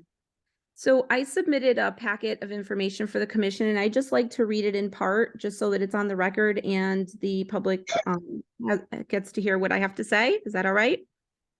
Go ahead. Okay, so I'd like to address a matter of significant concern, the well-being and security of the tax-paying residents that reside on Holly Court. In light of the recent storm events, I've taken the initiative to document the adverse impact of water runoff and drainage during the rainstorm on August 18th. The land elevation on our street stands at approximately 133 feet at the north side of the Berlin Turnpike and drops significantly down to approximately 109 feet on my property, number 27. Along with the existing issues surrounding the culvert on the backside of Holly Court, it has heightened our apprehensions. By now, I trust that the commission received the packet along with the photos that I submitted taken from that particular rainstorm. As I shared in the letter and the photo, it's important to underscore the genuine fear that the proposed development will intensify the water-related challenges we already face. We need significant engineering for a long-term solution to this issue, which is getting worse with each major storm. The applicant's engineer has affirmed that a substantial 3 to 6 foot drop from the elevation of the 1676 to the adjacent wetlands, exacerbating the issue of stormwater discharge, especially during the recent incident where 4 inches of rain was forcefully flowing down, further overwhelming the culvert and the stream. Additionally, our property, number 27, the rear elevation stands at 111 feet and drops down to 109, highlighting the concerns concerning topography that undoubtedly contributes to the prevailing problem. Numerous neighbors in the affected area have unfortunately encountered flooding resulting from the recent storm, leading to submerged basements and irreparable damaged belongings. The significant inconvenience not only disrupts daily lives, but also instills a genuine apprehension about the potential consequences that may arise from the proposed development. The combination of fast-flowing water and the heightened water levels in the culvert pose a significant safety hazard for children and pets. Following the most recent storm, many of us have been plagued by a notable increase in the bug population attributed to the overflowing culvert that has saturated the soil with excessive moisture. I implore the commission to take these very real concerns into consideration as you deliberate on the proposed development. The photographs captured during that recent storm on August 18th vividly demonstrates the immediate and tangible impact that water drainage issue can have to our home and our lives. We kindly request the assignment of a drainage engineer to address matters at 1676. With the land at 1676 Berlin Turnpike already leveled and the pre-existing challenges linked to the culvert, the potential consequences for further aggravating these issues cannot be ignored. The fear of increased flooding and its subsequent effects on the health, safety, and welfare of our community is evident. Our collective plea is that you carefully weigh these concerns when making decisions that will shape the future of Holly Court and the neighbors surrounding this proposed development. Your thoughtful consideration of these matters will undoubtedly play a pivotal role in safeguarding the well-being of the homeowners and families who call this place their home. Thank you.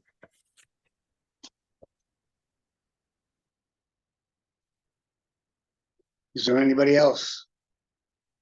Ken Rice, 38 Holly Court. I just wanted to thank the Berlin Land Trust for coming out, but they have no skin in this case as far as, living in that area. So I think that's great that they came up here. There was an objection to the term buffer, and they did clarify that buffer and river review area are synonymous, so that they're the same thing. And I also stand behind my neighbors who, in my opinion, are experts because they live it, and they're seeing that they get progressively worse over the years. And so, rightfully so, they're very concerned.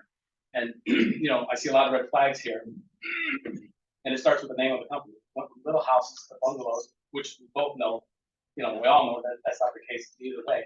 It's more like two-story monstrosities crammed in a small spot. I guess that doesn't ring as well as a bungalow, right? So, I object to this wholeheartedly. And My neighbors do as well. I'm not, 2 cents in. Sir, I'm just curious. Sam Rice, 38 Holly Court. Was there anybody else? And again, this is my pet peeve. We just mentioned about buffer. I went and I went into the EPA and the DEP. Nobody uses the word buffer. I'm sorry. I checked everywhere. The only one who uses the word buffer is EPA, and it's for, they have to have a 25-foot buffer when spraying pesticides. That's the only place I could find the word buffer in any correlation with inland wetlands or anything else. So because I think buffer gives an incorrect look at what we're trying to do. It is what it is. But it's not a buffer. And that's just my opinion. I'm sorry, but I want to state that because all day I've been looking for the word buffer everywhere and I can't find it. So, It's in your record. Just for the record.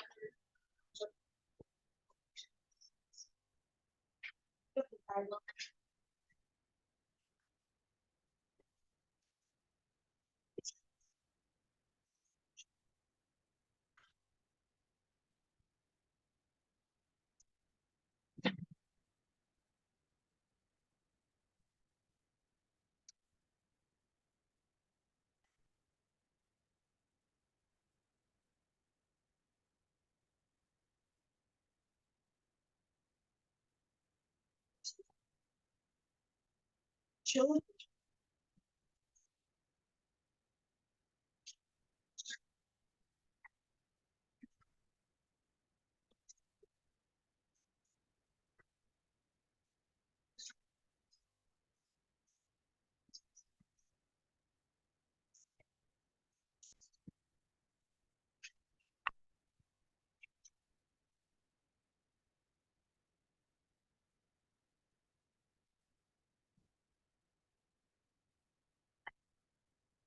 but what I'm saying is that I checked, and DEP and EPA, other than spraying of pesticides, did not use the word buffer anywhere in their language.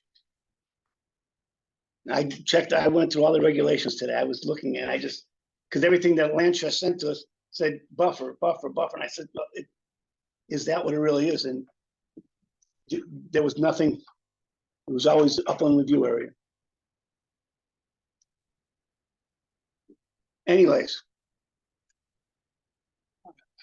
I agree with you. The upland review area is a regulated area that activity within the upland review area is subject to review by the commission.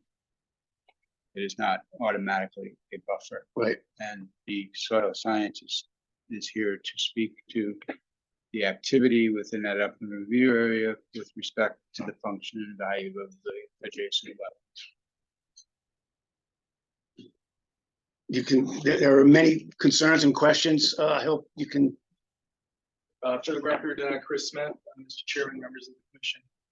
Again, I'm just respectfully referring the commission to the regulated area, the regulated activities on the northerly side of the property. Whether there are alleged flooding or speculative flooding issues to the west or to the southwest, has nothing to do with any impacts to the regulated areas. However, the site has been designed, and I'll let Mr. Georgiana get up again and explain that to the commission and to the citizens, whereby, as was indicated, approximately 1/3 of the runoff from the site, 1/3 of the site goes to the west into this Holly Court. That's going to be picked up now and discharged either in the northwest corner or the southwest corner. Mr. Georgiana can comment on the southwest corner. Again, those are not regulated areas. There's no regulated activities for this commission to be concerned with, quite frankly. If there's a flooding issue, as we all know, that may be a planning and zoning issue, but that's not, with all due respect. And I'm saying it more not to the commission, but to the citizens, that's more of a question for planning and zoning. What I would ask is Mr. Georgiana could possibly address the runoff going to the west and to the southwest away from the regulated area. And then if Mr. Cole can get up and as Commissioner Jackson, I believe, White, excuse me, indicated, if you can address the activities in the upland review area one more time. As far, because I know you did that at the first night of hearing, but that was 2 months ago. If you can just explain the resource, the quality, and the potential impacts associated with the development. Maybe Zach can go first and we can finish up this one again. If the person is sure. Well, it's, you have questions to answer, so. Okay, in no particular order.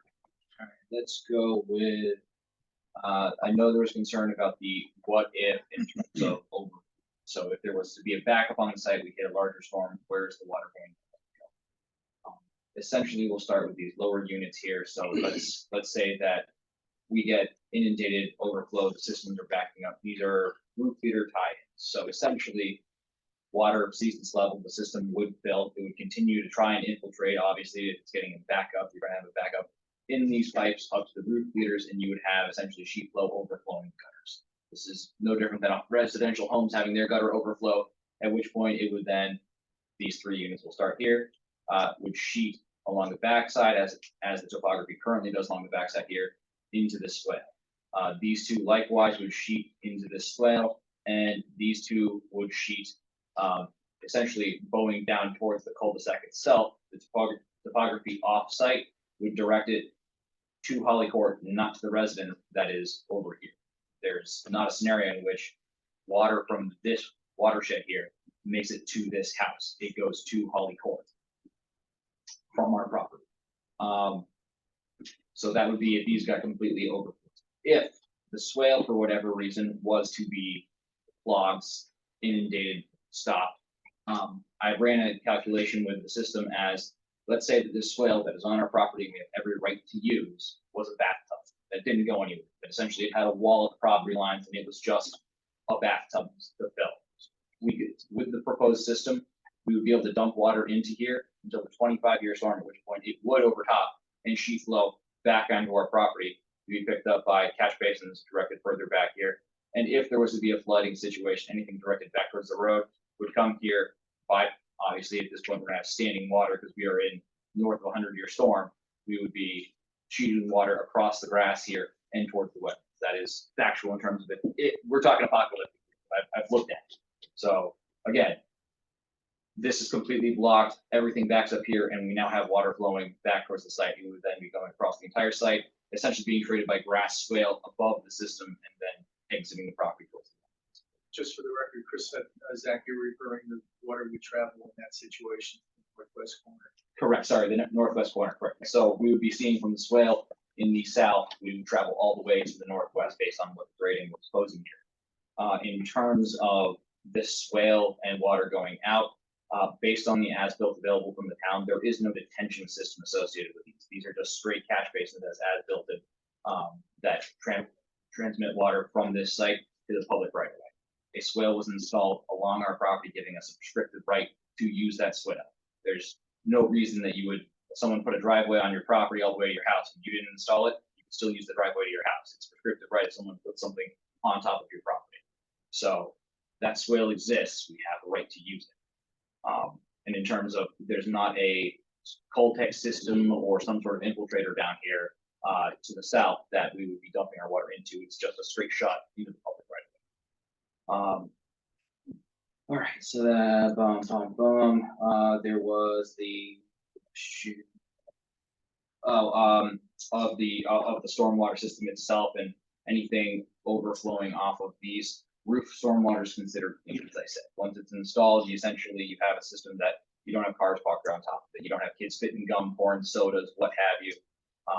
It's clean runoff. So anything from a system backing up, you're essentially getting clean water. You're not getting untreated water kicking out. On top of that, with these storm systems, you have a lead-in.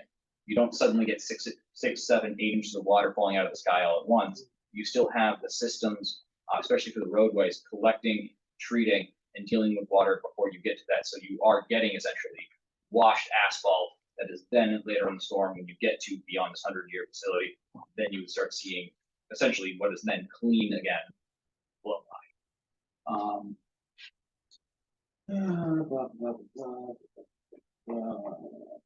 In terms, I know there's a reoccurring question about test pits. There are 4 test pits that were done on site in terms of groundwater. Test pit number 1, number 2, number 4, and number 5 right there. So 5 deep test pits have been done. They were on the site. They were on the previous plan that was approved. They were utilized for this plan. For depth of groundwater, 68 inches from existing grade.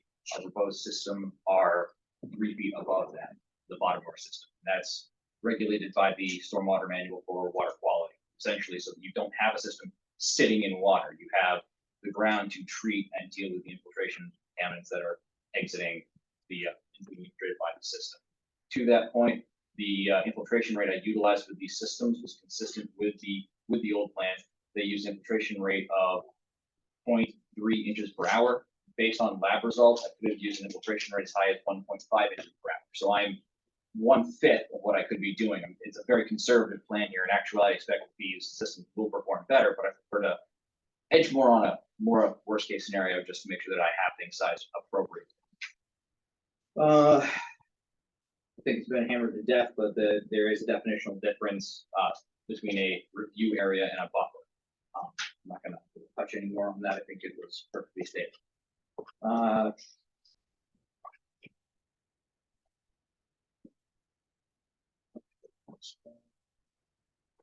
Chris, you got anything you have? My Christmas card is terrible.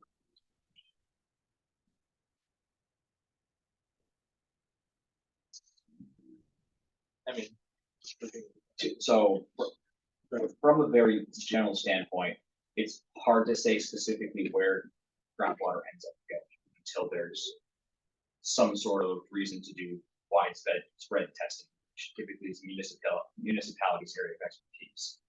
But what we generally see is stormwater follows the natural grade of the land. Obviously, if there's ledge, outcrop, something, you can see a change in that. But for the most part, you're going to see these stormwater systems here. The one in the northwest is going to be following the existing groundwater trend based on the test pits. It looks to me, based on depth and topography, stormwater goes from the southeast and is directed to the north-northwest. So groundwater from here would be sheeting north and west in this direction. Groundwater here, once infiltrated, would be sheeting in this direction. Again, these are subterranean, so these are being introduced in 68 inches down from the bottom, or from the surface, and then sheet flowing through here. If there's not currently an issue with groundwater, there wouldn't be regardless. We're just concentrating where we're dumping it instead of it being more evenly distributed on the site. We're also, instead of allowing sheet flow off the site as much, we are directing it to intentionally infiltrate and make a subterranean disposal system. And likewise here, we'd be seeing it going how groundwater does now towards the wetland and off to the northwest of. Thank you. And Mr. Cole, if you could just maybe give a little summary, go back to July 11th. Just 2 months ago, just the resource quality. Sure, I guess well, I'll start. If the commission has any questions directly, I'd be happy to answer them. If not, I can revisit this, going back to what the resource was and functions and values and things of that nature, but it's more valuable if you have any direct questions. So there was a application that was approved in 2022 by this commission, and it contained 5 units in the northern section of the property with a stormwater infiltration system at the northwest property corner. And that is within the 50-foot upland review area. So number one, I understand that the current configuration of proposed development is similar to the previous configuration of proposed development that was approved by the commission in 2022. And now, given that upland review area, given the proposed activity within the upland review area, and the resource that is the swale, the drainage swale and the water course and the associated poorly drained soils for the wetland. How does the proposed activity affect the function and value of the resource? Sure. I think to answer your question basically summarizes kind of everything together, the constellation of questions. So again, as previously stated, so in my opinion, based on facts of saying that there's no direct wetland disturbance, it's an opinion, but it's also based on facts. There's no direct wetland disturbance. There's also no secondary wetland impact. There's no vegetation removal. There's no change in the natural drainage patterns of the site. Stormwater is being managed and dealt with. It's being infiltrated. We've met the guidelines for work for stormwater and erosion and sediment control. It's my opinion that these activities are similar to the one that was conceptually approved. So you're not going to dewater this wetland. You're not going to flood this wetland out. The vegetation community is not going to change. Trees are not going to die off. The area that is being proposed to where construction is right now is lawn and is on manufactured land. So back in the 50s, when these developments are occurring along here, you can clearly see, this development envelope pushed out and regraded. So these are all unifin soils, man-made soils. It's sandy fill, it's good material.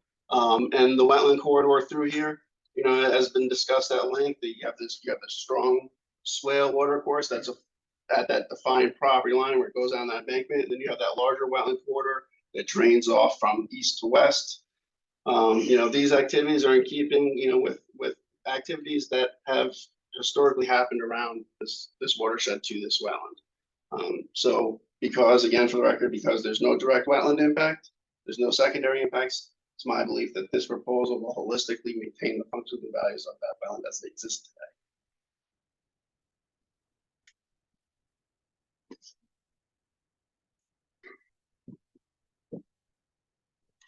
If I may, just one more thing, Zach Jordan and Juliana Associates just reminded me, there was a question about the 2004 guidelines, and those are essentially how to go through calculating these storms.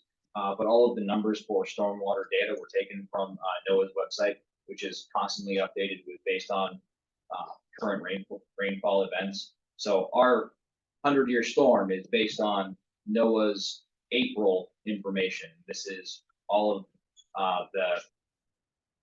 what is NOAA's actual act? The Oceanic Organization, National Oceanic, NOAA, but they keep these numbers and they publish them for these specific locations. So just to point out to the public that the stormwater numbers are current, they're not from 2004. April of this year. April of this year, correct, 2022. Additionally, in terms of concern about presence of the foundation, we do have a deep test pit in the area where that foundation was, and it did not appear in that deep test. If during construction one was discovered, removing the foundation is sure, it's labor intensive, but it's not impossible. And in terms of soil stabilization, removing a foundation and recompacting soil is no different than installing a foundation in the first place. It's just doing it in reverse and compacting the soil prevents settlement. I know those are not wetland matters, but the public brought it up. Just want to make sure first. And just one more point for consideration for discussion first, because I think it's an important point. Again, we do functions and value assessments on wetlands because not all wetlands are created equal. But I think it's, not to degrade or downgrade the activities that are occurring here or this wetland, but to keep in mind that, this is a wetland that's embedded alongside of the Berlin Turnpike. It was already received direct discharge runoff from the Berlin Turnpike that's untreated. So our runoff is treated. It's already receiving untreated runoff directly from the Berlin Turnpike. So those are additional reasons of why our activities are not impacting a wetland that is already, somewhat degraded due to the surrounding landscapes that have existed for a very long time. And just for the record, Chris Smith, but that was Ian Call speaking. And Mr. Chairman, members of the commission, that concludes our presentation. Rebuttal. Thank you. Well, I did see somebody. It was just a quick follow-up to design. Yep.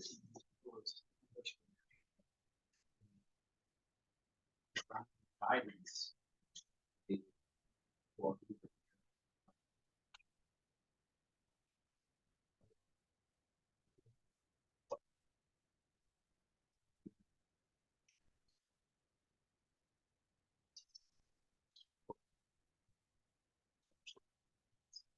So to clarify, Zach Dorchin for the record, Giuliano Associates.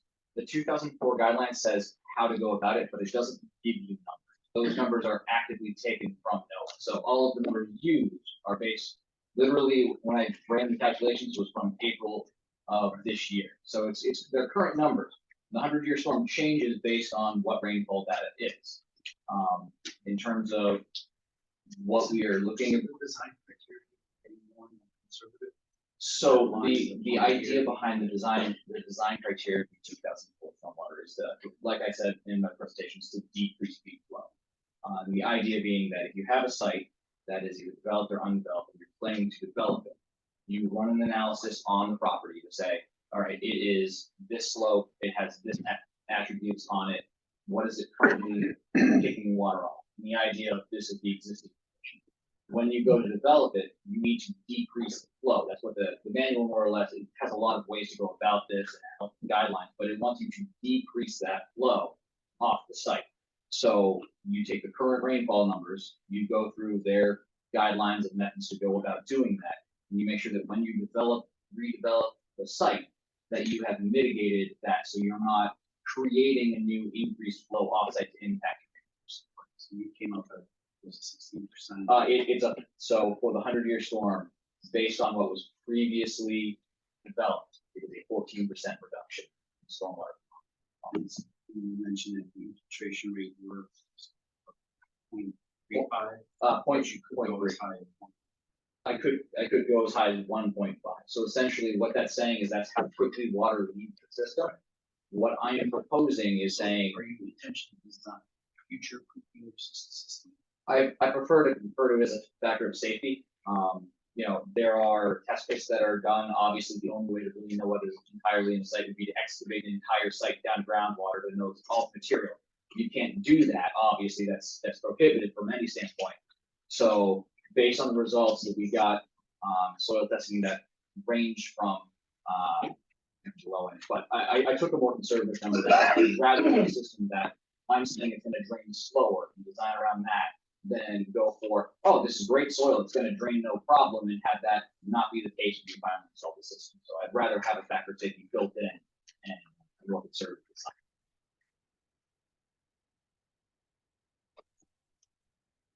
Mr. Chair? Yes. Mayor Mark Kaczynski here. How are you this evening? Wonderful. Good. I just want to say that the only comment I want to make is I've listened to everything tonight. Certainly a lot of information here. I know we've worked on this for a while. I know we've got people that passed approval, but the only thing that sticks in my head, I'm just, my 2 cents is, you got 2 different systems that were designed, one last time and one this time. To the point of who's to say which one's right, I guess. I don't know, not my field of expertise, or your folks and the experts, but I don't see the harm in a third-party review, which would be my suggestion, just my humble opinion, to maybe put it to rest, because we've got 2 different opinions already, and maybe you folks have a third, I don't know. But it just seems to me that that would make sure, that our town and our local residents, people are, going to be comfortable with it as this moves on planning and you have 2 opinions and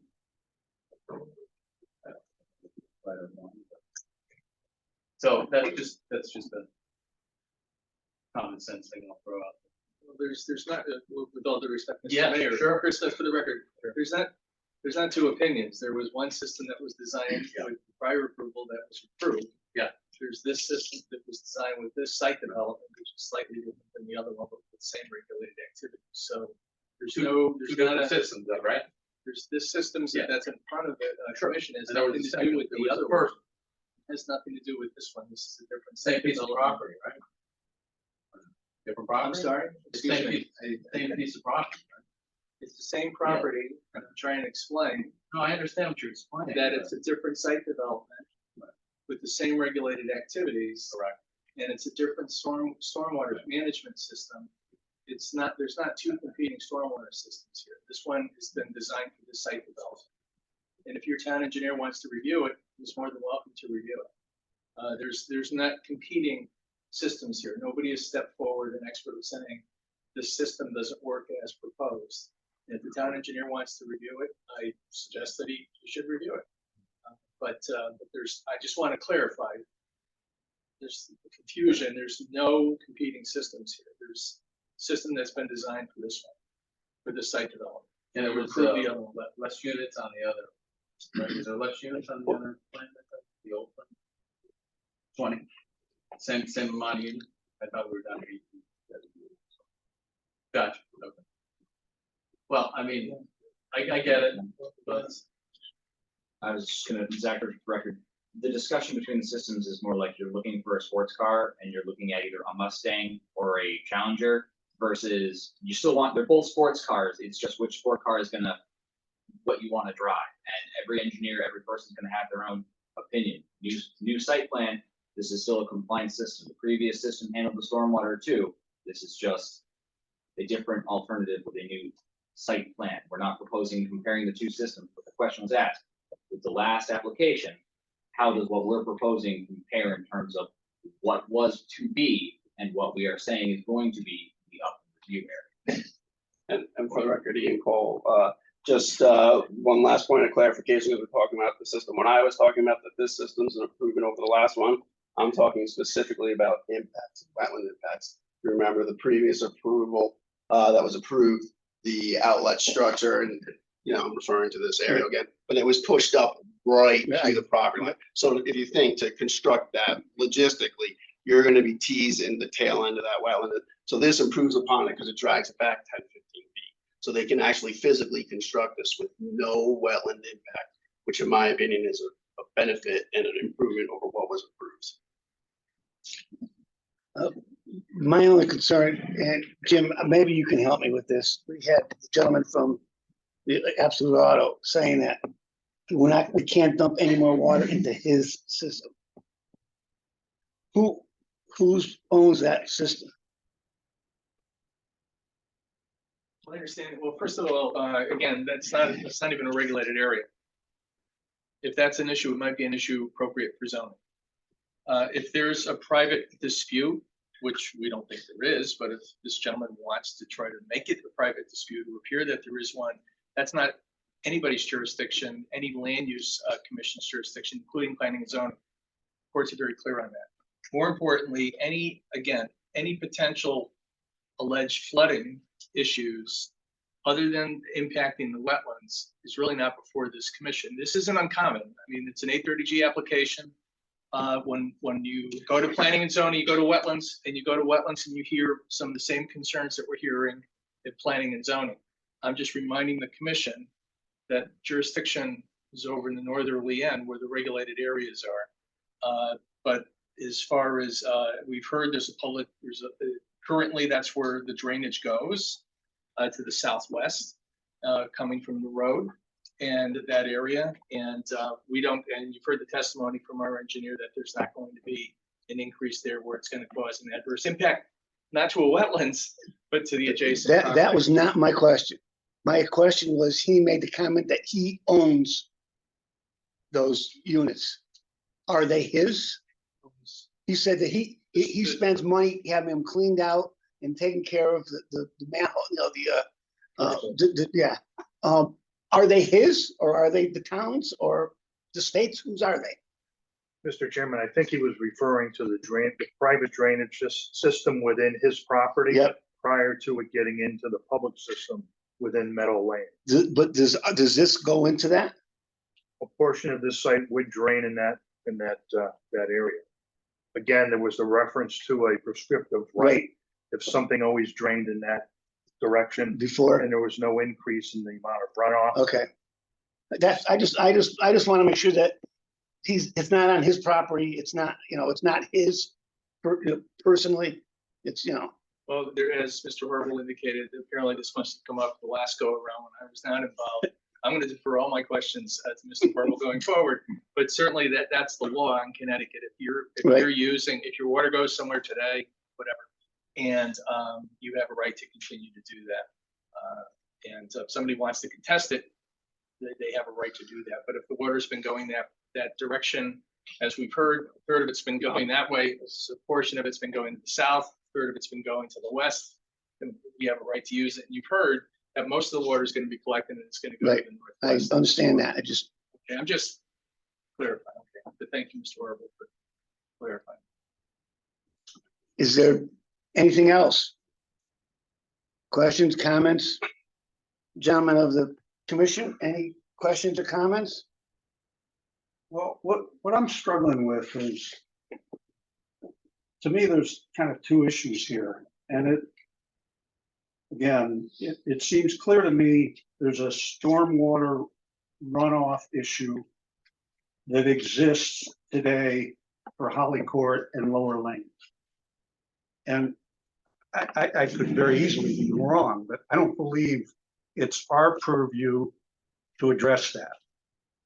I haven't heard from the experts who have presented anything that suggests this development would worsen the existing conditions. We've talked about getting third-party reviews and the town engineers to review. And I guess it's not clear to me, would they review the whole drainage issue that exists? These people are living with problems today. We haven't heard that this development's going to make it worse, but where do they go? Because I don't think it's us who orders a stormwater review of the conditions that the people on Holly Court are faced with. So I don't know what to do with that. And like I say, maybe we can do something, but it doesn't seem like that's our place. So I'm looking at this as, what do we think this development, does it make things better or worse? Everything I've heard says it seems it would only make it better. If we want to have the town engineer review what's been presented to us within that scope, I'm fine with that. The rest of it, I don't know what to do with. I think you're right. What's happening on Holly Court? That's a problem today. Right. It's got nothing right, to do with this. Right. And I think we have to defer, and I'm the one who probably said it, we have to defer to our licensed professional people. Their license is on the line, reputation's on the line. If they screw something up, then it's on them. But we're not, some of us aren't soil scientists or engineers. And I think you're right. What they're presenting, in my mind, and again, this is my personal opinion, is not going to affect any more than what is already going on there. That's my personal opinion, but that's mine. I think that you two gentlemen have stated what your concerns are and how you're convinced that this isn't our problem, but I think that a third-party consulting engineer is probably more appropriate at this particular point in time than ever before. Because their engineering is for their project. Our engineer works for the town, but I think a complete third-party consulting engineer is very appropriate at this point in time. My only thing with that, Commissioner Rogan, is what is he going to tell us as far as we can't take what's going on in Holly Court right now. If we don't hire him, he can't tell us anything. I think we're getting outside the purview of our statutes and our regulations when we start talking about Holly Court and the existing conditions. We have the existing condition, right? Would you say they can make it worse? No. Can they keep it the same or less? Yes. The evidence we've had from an engineer is that it's actually increased. It's decreasing the runoff. It's improving the condition. So from a regulation standpoint, I don't know what more we can do. Even if the engineer came back and had a different opinion. And if he did, then what happens? They would argue it's outside the purview. Yeah. Go ahead, Bill. I think the stormwater issues on the property are fascinating, quite frankly. The various components of flow and the improvements and the impact. I would say that the stormwater is the overall stormwater issues on this property are outside of our area of purview. So it's outside, but we are concerned with the upland review area in the northern part of the property, in my opinion. And we're not, it is not within our scope to try and get a handle on the overall stormwater drainage on the property. That is probably a planning and zoning issue. If there's nothing else from you gentlemen, nothing else from the citizens, nothing else from the commission, I'm gonna look for a motion to close the public hearing. Or if you want to keep it open for whatever reason, but we have, yes. I'll make a motion, but I just want to know, I wasn't at the meeting last week, but I Right. did go back and listen to the tape, watch the video. Yeah, Jerry Arson was 38 Helen Court. I heard, what you, okay, go ahead. I heard what you said, but nowhere in there, I mean, we were talking about Holly Court and that, but it's also the wetland system. So I hope that, I just wanted to bring that back kind of in the forefront, that is my understanding of what you guys can address. And what the Berlin Land Trust has said, their position is on it. So I just want to make sure that that's kind of in the forefront. Thank you. Yep. I'll make a motion to close the public hearing. Can I have a second? A second. All in favor? Aye. Now we can have discussion if you want more, Jim, right? Can we? Yes, we can certainly discuss. You can table taking action until your next meeting. Yep. You can certainly take action this evening. At this point, now that the public hearing has been closed, Right. you cannot receive any additional information. Right. I need some type of motion to tell me to direct what we're gonna do. Make a motion to table it and to allow the commission to review the packet of information and come back and deliberate after we've had a chance, after each commission member has had a chance to review the tape, if you will, and the packet of information. Do I have a second to that motion? Second. All in favor? Aye. Opposed? I guess we're tabling it till the next meeting. Thank you again. Thank you. Yeah, I hope people don't mind, we're gonna recess for a little bit. We've been sitting here for a couple hours. Yeah, 5 minutes.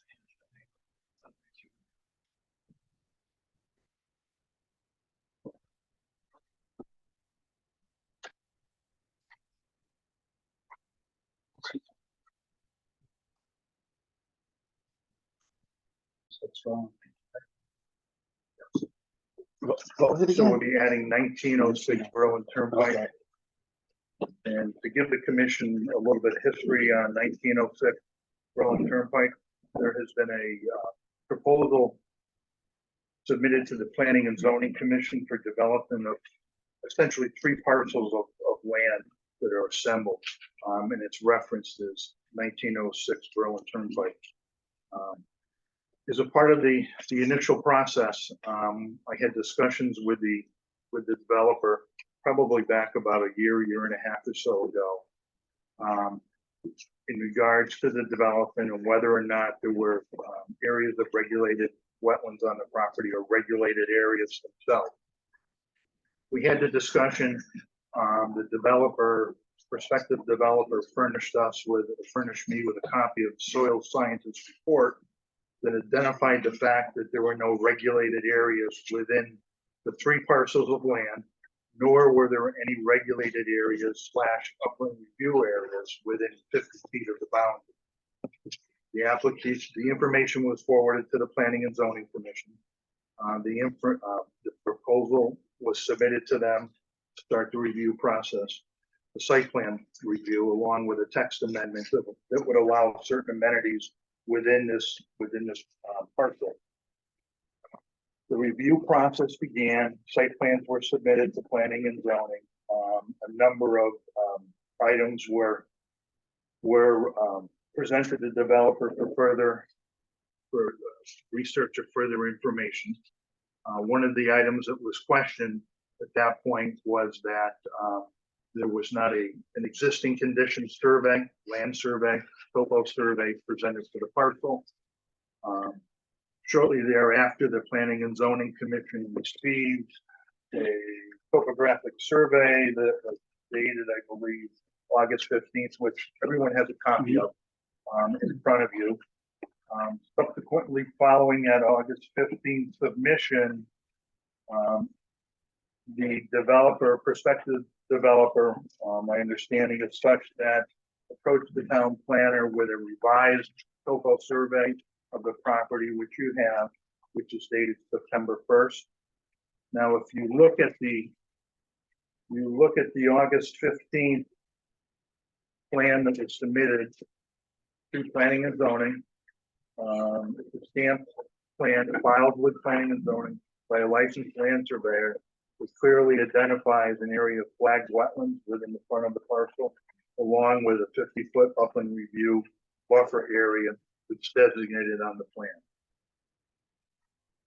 Following the submission of this, if you look at the September 1st submission, again, same surveyor, stamped, sealed, filed with the planning and zoning office, the wetland area disappears on the plan. The upland review area disappears on the plan. And the topography stays the same. The discrepancies were brought to my attention last week when it was before the Planning and Zoning Commission. It was a part of their public hearing. Planning and Zoning Commission at that point had concerns or has concerns that if there are regulated areas on the parcel, then that application must come to this commission for review and approval prior to going to the Planning and Zoning Commission and having Planning and Zoning take action. The applicant is stating that, and they're here and they can certainly address the commission, is stating that there was an error in or the August 15th print. The surveyor had picked up, and there's a letter which I will distribute along with a package of information that identifies the August 15th plan as showing the surveyor picking up old wetland flags on the parcel.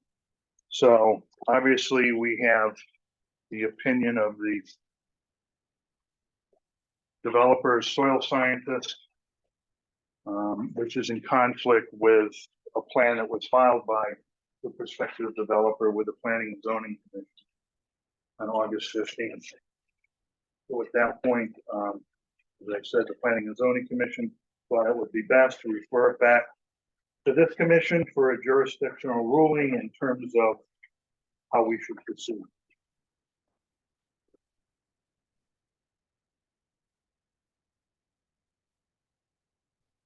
When you say old flags, Yeah. like physical flags, Wetland flag. yeah, like stuck in the ground on the Yeah, property. flagged on the vegetation. Typically, and Bill, correct me if I'm wrong, the soil scientist will, as you're identifying wetlands on a parcel, you'll attach the flag to nearby vegetation, perhaps a stake in the ground, something that's semi-permanent that can be picked up by a land surveyor shortly thereafter to be plotted on a plan. Okay. So the same soil scientist. No, we don't know who the first set of flags came from. Okay, so Need a survey. the land surveyor goes out, land surveyor picks up flags, and a land surveyor doesn't know who put the flags there. Is that right? Correct. So there's old flags on the property in a, And correct me if I'm wrong. I would defer to the applicant's attorney. But I didn't mean to interrupt, Bill, but go ahead. Yeah, I think, actually, for the record, Chris Smith, on behalf of the owner applicant with pending a 30G application with the Planning and Zoning Commission. And it's 1906 Berlin LLC, and one of the representatives from that entity is Mr. Patrick Snow, who's here this evening. We do have, of course, we have applications, 2 applications before planning and zoning, which is always interesting and challenging from my perspective anyways. But with 1906, what happened, and this is why we asked for the, working with your town attorney, we asked for the surveyor to provide this letter for you. And I just would like to summarize it ever so briefly. My client was under contract to purchase the property, and in January of 2022, he retained the surveyor to perform a survey of the property. When the surveyor performed the survey, this was after this performed the survey, he saw old flags that were faded. He has that in here, and you can't read the numbers or anything, that depicted a wetland area in the front of the property along the Berlin Turnpike. That was provided to Mr. Snow, who also had, as you do typically for your due diligence when you're buying a property, one of the first things you do is you retain a wetland soil scientist to go out and flag the wetlands so you can see what's developable with the property that you're under contract to purchase. Mr. Cole did perform an evaluation. He prepared a report that's attached. It's the second attachment to this letter from the surveyor, and it's dated January 31, 2022, where he reviewed the property, and it was his opinion there were no wetlands on the property, that there's let Mr. Cole explain what's in the front part of the property. When his report, Mr. Cole's report of January 31, 2022 was given to the surveyor, he removed the old, because the old flags were superseded by a current investigation by a wetland soil scientist. He removed that from the survey. That survey was filed with the Planning and Zoning Commission without showing the wetland area because it's not there for Mr. Cole's report. We provided Mr. Cole's report, as Mr. Horrible indicated. My client did provide Mr. Horrible with the report back in February of 2022. And then when we filed I wasn't involved with it at that point. When we filed the application with Planning and Zoning, we did submit a copy of Mr. Cole's report confirming that there aren't any wetlands on the property. And that report's, again, the second exhibit to the surveyor's letter. During the process with Planning and Zoning, they had asked for certain updates. When Mr. Snow went to the surveyor's office to pick up the survey again, to have everything put together as a packet for Planning and Zoning and submitted it, the surveyor, whoever at the office, ran off the old copy version before Mr. Cole had done his site investigation. And that was submitted with Planning and Zoning. Mr. Snow went back to his office, realized what he had submitted, called your town planner to indicate that had been submitted and it shows wetlands which aren't there.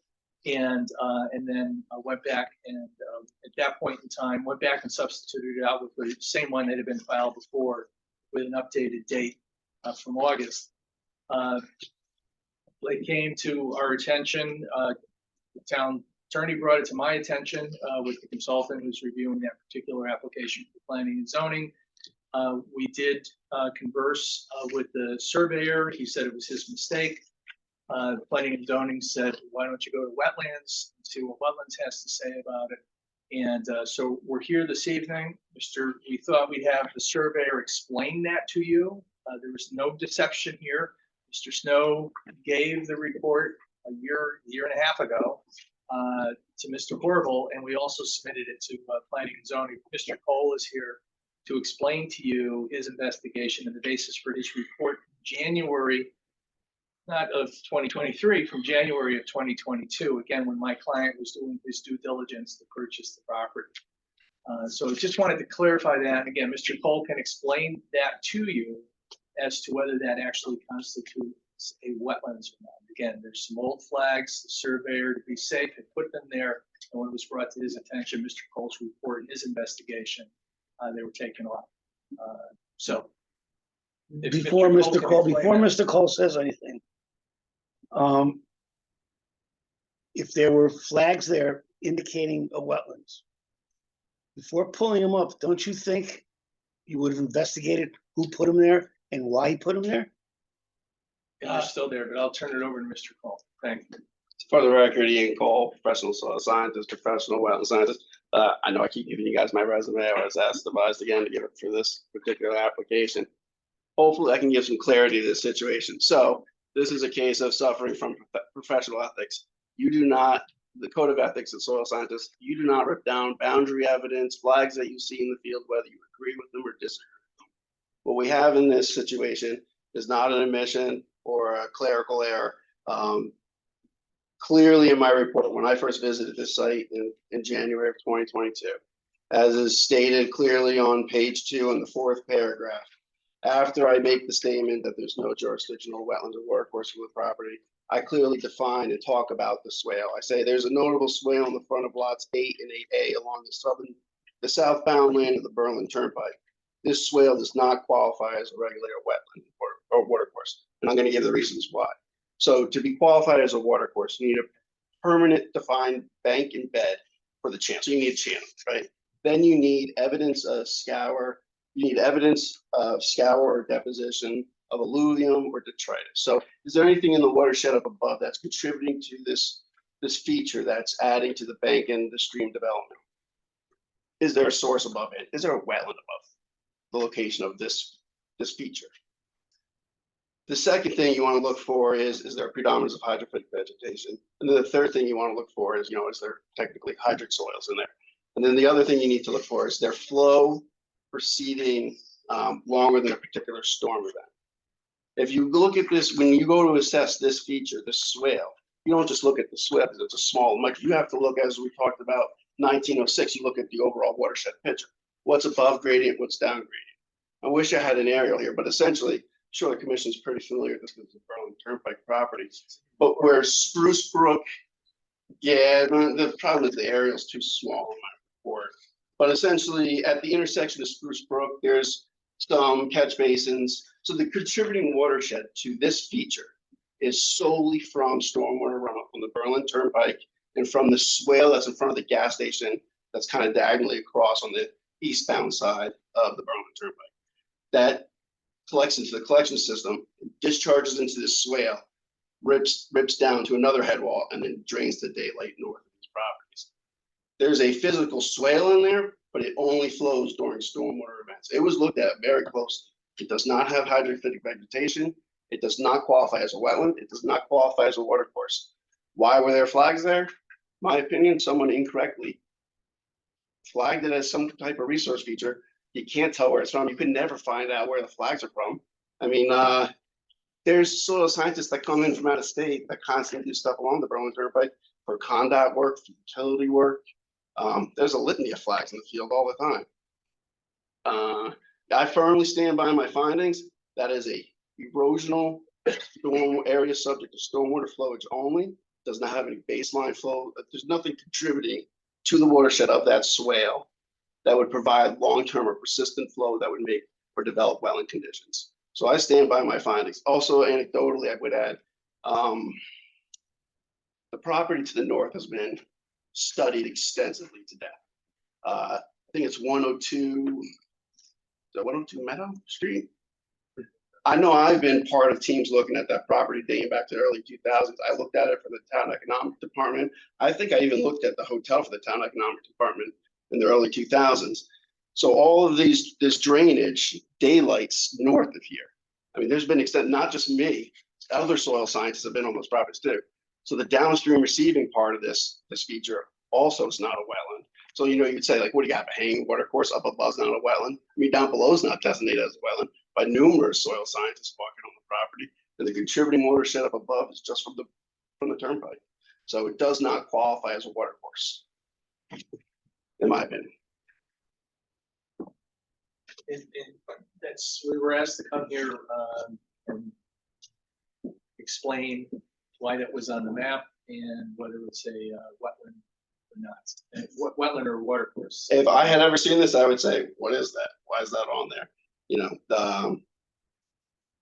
That becomes a function of engineering and constructability purposes, right? How are you going to handle stormwater on the site? Are you going to keep it an open feature, you're gonna make it a closed feature, you're gonna redirect stuff.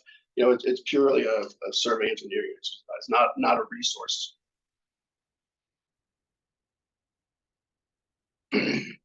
May I walk through your report with you? Yeah.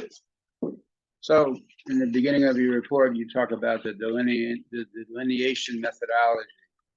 And you refer back to the Connecticut general statutes where wetlands are defined by statute by drainage class. Soil types designated as poorly drained, very poorly drained, floodplain, alluvial, in accordance with the NRCS. Right. So your delineation methodology is Connecticut, based on drainage class. Your terminology in your report is federal. You're using words like hydric and jurisdictional, those aren't Connecticut words. I fundamentally disagree with you, Commissioner. This definition, if you pull up the town's definitions from the 2012 regulations that you have, verbatim matches it. But so okay. That's the definition of the wetland according to the state of Connecticut, and the definition of water. So my question is, the underlying soils within this swale, this structure, are they poorly drained? No, they are not. So they're designated as euthyphil soils. That lot itself is a cut and fill balance. So if you were standing at the hotel, the lot south of that, where most of this feature on, rises up about 10, 12, maybe even 15 feet in a grade change, just generally speaking for conversation purposes. And that swale is probably 8 to 10 feet in size down. You know, it's a dug swale. So the underlying soil within the low point within the swale, they're moderately well drained or better. They're probably excessively well drained because it's just literally sands and gravels and boulders in that interstitial space. So you found it's dry down there. It's just a wreck. So there are no. It's staghorn, sumac, garlic, mustard, mugwort. You know, the usual suspects of the roadside invasive vegetation. That's all up. You know, if you imagine, it's that maintained shoulder that they drop the machine over and grind everything up every time they maintain the roadside. Mm-hmm. So it doesn't contain poorly drained or alluvial soils. No, it does not. So it's not a Connecticut wetland. It's not a Connecticut wetland or a Connecticut watercourse because of that alluvial component. Okay. You know, that transfers from both the wetland definition, you know, for capturing rivers and streams and things of that nature. And then the watercourse definition is separate, right? Because of that ephemeral nature of watercourses and how that can be a much different spectrum when you're looking at the landscape. So I would view this feature as, you know, where you draw that line of ephemeral and stormwater, subject to stormwater, because it's the contributing watershed. Really, that's the defining characteristic that's here. You know, that watershed is solely from the Berlin Turnpike and from that gas station runoff. And would you say this feature was designed? No, I would say this feature was not designed with any foresight. I mean, it looks like from going back from aerial interpretations, you're talking about the 1950s when they basically filled in these lots. So it's got stormwater contribution. Are you talking about proposed conditions or are you talking about existing? I'm talking about existing conditions. It looks like it receives stormwater flow at one end. Yeah, it receives. That's exactly what I'm saying. Then it has a head wall and it looks like stormwater discharge on the other end. That is correct. So would you say this was a designed feature then? Sure. Yes, I'm sure Condot or somebody. I mean, they're engineered pipes. Somebody put it in there. So it's a stormwater retention feature. Would you characterize it as that? A stormwater retention feature. I would characterize it as a stormwater conveyance feature, but I'm not an engineer, so I guess I would defer to maybe the expert opinion of town staff on that. Thank you.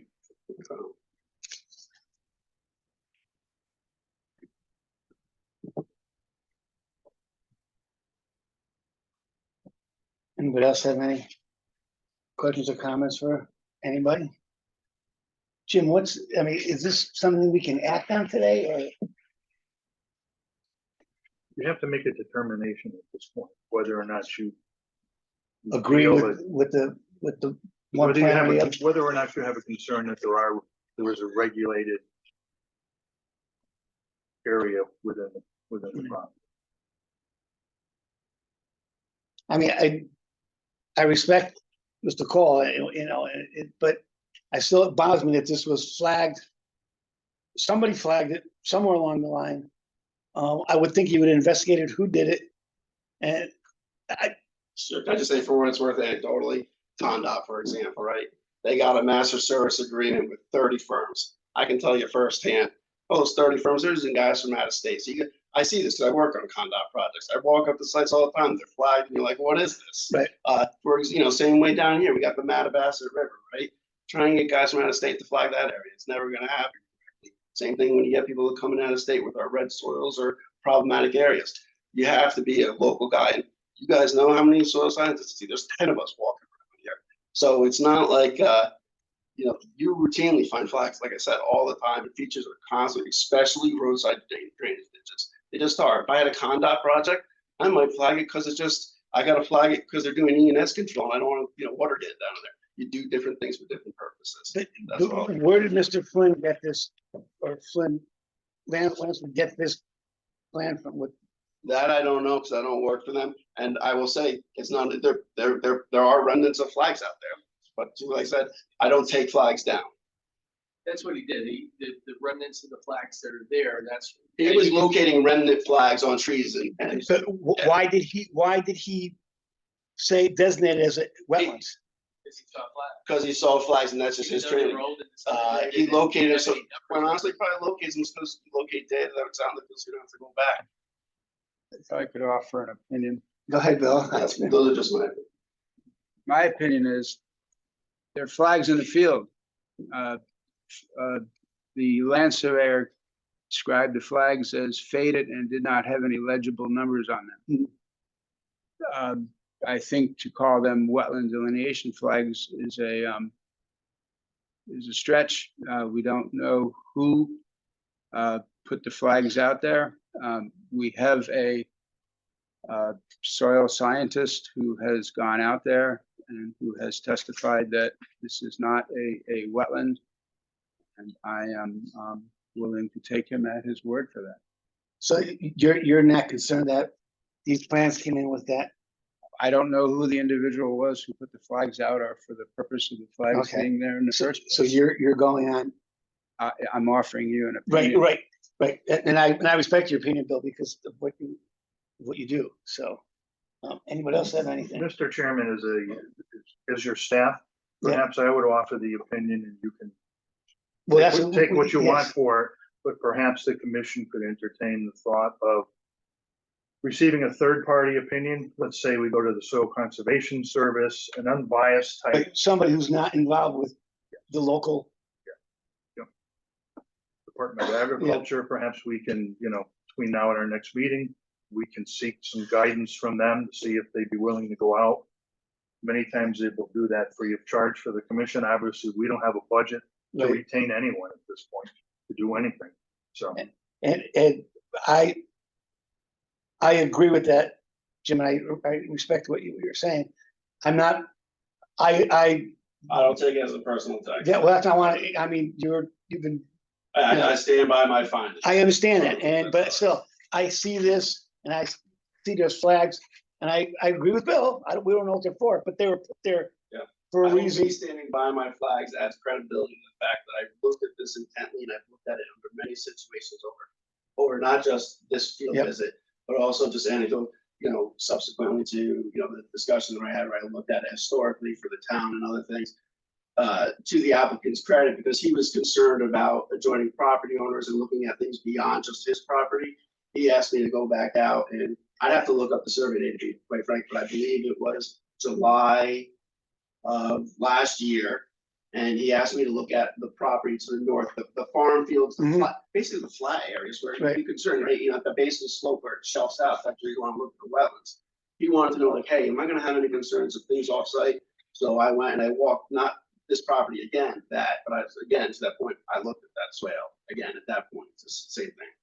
So, for what it's worth. Jim, can we get one of those? I can certainly research it and get them for the next meeting. I can't guarantee times, but I will make contacts as best I can to see if they are available to provide that service. That's fair. What do you guys think? I think that's a great idea. I think that's a good idea also. I have no objection. All right, well, then we need a motion to retain I would table an any an further, independent, table any further discussion Okay. at this point on the item in question. Yep. Staff will research to see whether we can retain either the Soil Conservation Service or representatives of the Department of Agriculture. They'll come in and take a look and give us their opinion. okay. Can I have a motion? Oh, wait a minute, go ahead, May I Bill. ask a question? Go ahead. I'd just like to ask the soil scientist a question. Did the flags have colors? Those flags, Yeah. I want to say they were like faded, like bluish, like not even pinkish. I'll meet the guy there. I'll show him what the flags are. I mean, Thank you. Hang on. Go ahead. I'd like to. So again. Testimony.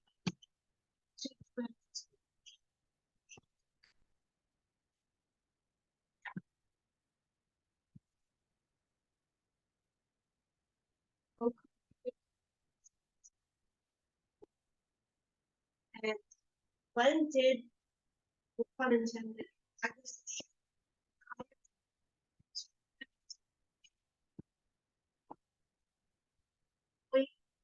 said should request the applicant provide written explanation of why the drainage area along the frontage, speaking of 1934 application, is not a regulated area. A similar type of area as identified as a wetland for 1676 Berlin Turnpike. Aspects of this development may be within a regulated area or an upland review area. And it looked, it was back and forth before planning zone clusters. There was never any comment given to that comment either. So, and that comment's been out there since June. So I want to make sure that you have an accurate representation too of what occurred before planning zone. Glenn testified. He also is a wetlands testified that lots of paper was on. As a lay body, can we disregard an uncontroverted expert based off of testimony at another municipal body? for the record, Eagle, I'd also make the argument that the consultant of record is not a soil scientist. He's not qualified to make those judgment calls. And as everybody's put testimony here, whatever color the flags are, pink, blue, faded, whatever, they're not labeled, they're not numbered. No one really knows what they are. We're surmising, because we're all intelligent people here, that you have a depression in a swale with some remnants of flags around it. Someone at some point was doing something, made a decision that, hey, this might be something. We don't know what the flags are. We got a guy that located. So I take opposition to the statement from the consultant from the planning and zoning comments. I didn't sit there and argue with it because there's other people in the room and it was just going to be a kangaroo circus and we were coming back to you anyway. I understand what you're both saying, but I think I'm gonna defer to Jim, and I think we should table this and get it independent. Jim will try to get somebody to come out here, just to get somebody to tell us what's there and not there. And it's not that I don't believe what you're saying, but because of this, I want to I'm know. happy to work with you. I want to know. So can I have a motion to table this? I'll make a motion to table the conversation and to move ahead with what was discussed. To get it independent. Independent. Can I get a second? All in favor? We would just hope to try to get it done. Yep. Do our best. Yeah. Thank you for your time. Thank you very much.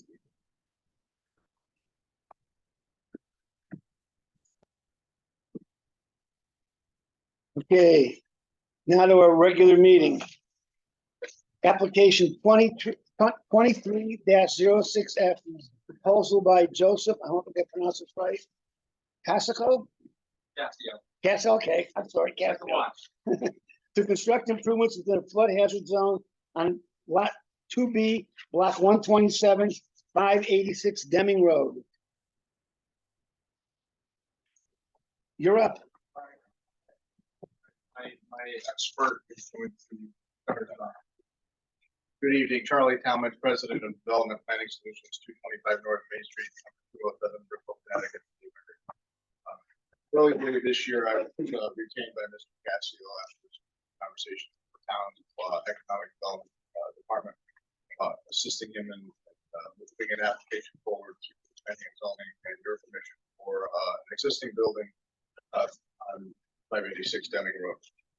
What we have is an old industrial facility. The original building was built in 1957. Added on to about 30 years later, I believe in 87 or 88. Mr. Cassio is proposing to open Mulligan's Virtual Golf Center inside the existing facility. And because it is a change of use, it necessitates a new application for planning and zoning.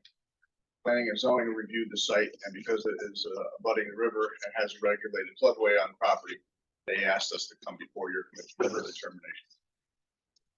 It's a little unorthodox in that we are not proposing any work to be done on the property exterior to the building. There is one small curb cut on the eastern portion of the site that is proposed to be closed. So there, in that sense, we will be removing a small area of impervious surface, arguably making the site better. But what we're looking for tonight is a determination that we're not impacting the regulated floodway and permission to move forward with our applications of planning and zoning. I just have a couple questions. The back has been cleared. I've driven by there, behind that building, it's been all cleared. Like, is there anything back there, construction material, anything like that, behind, up against the Mattabassa?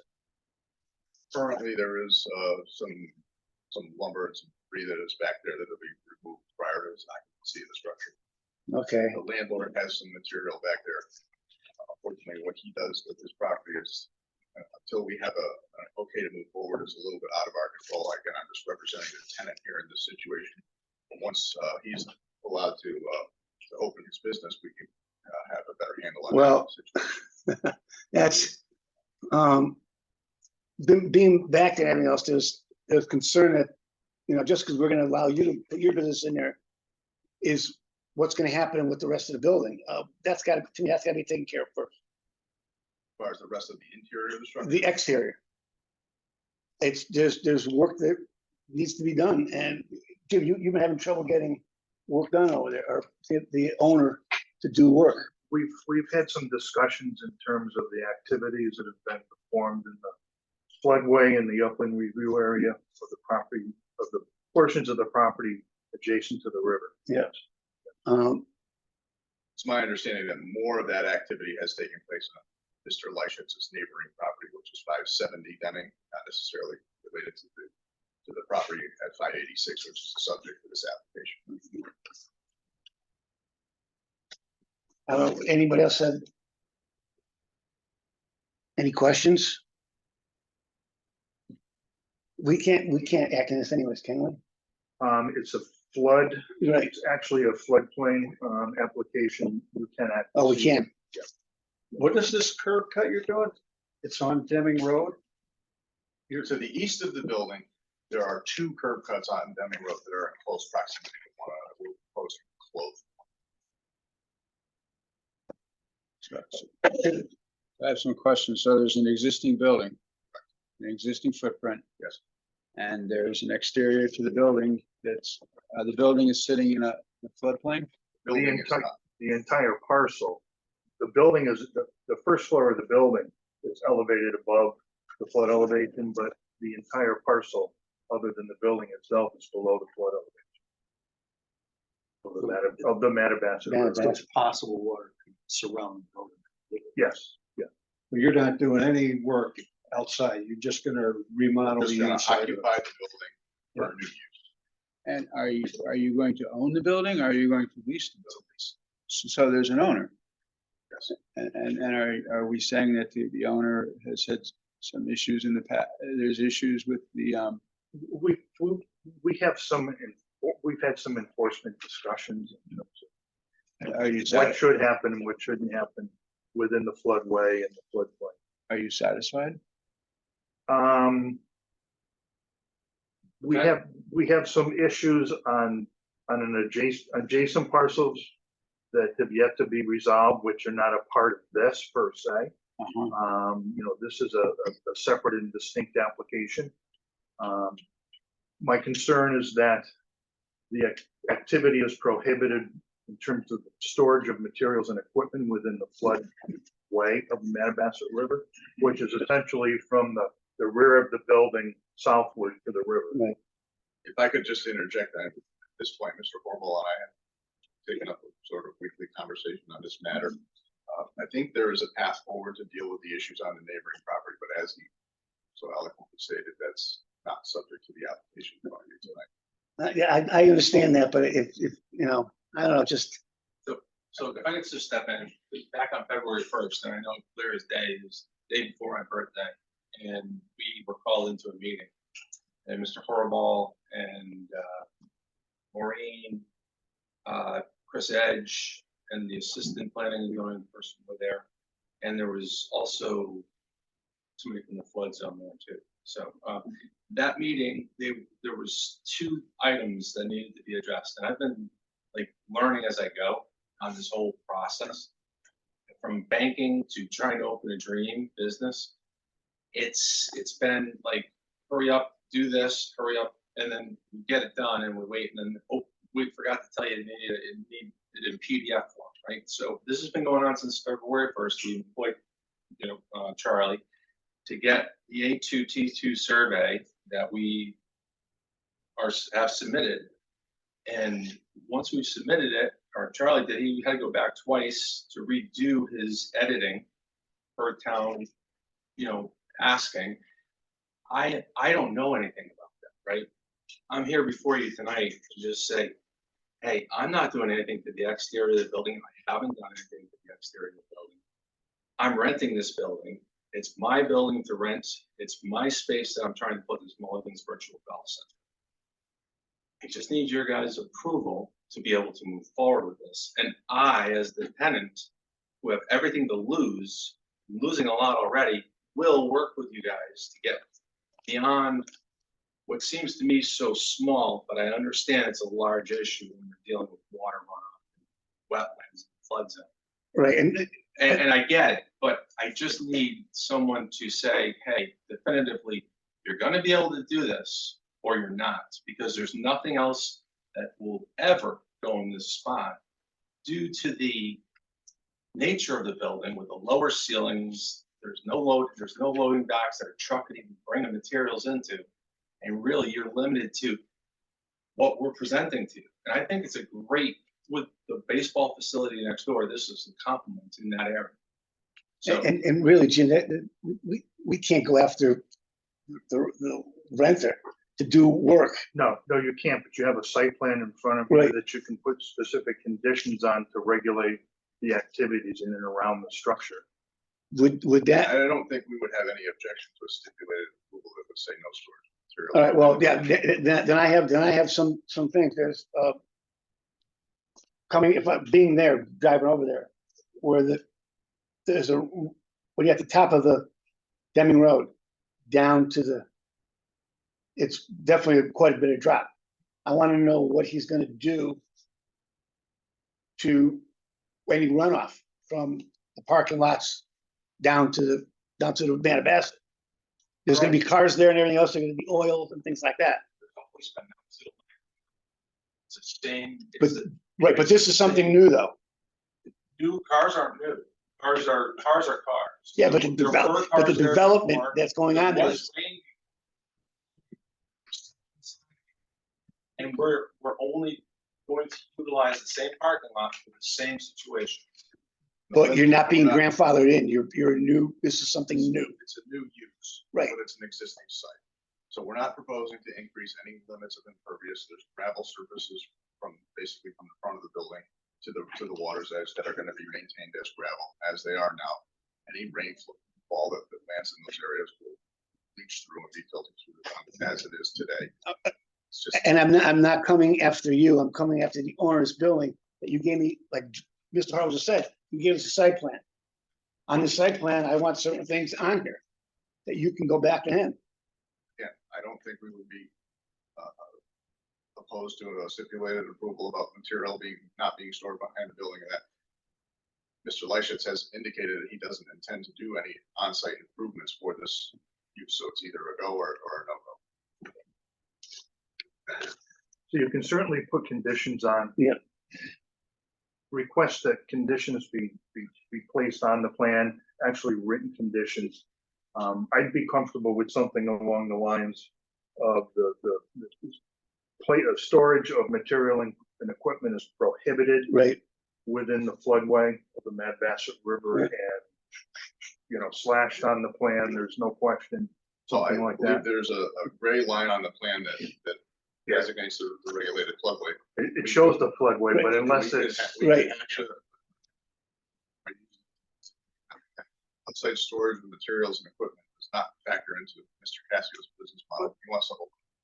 but, So but there's no reason why we would object to just that. one quick question, you're not leasing the entire building. You are now, originally you were only taking the Originally, front I was portion. always,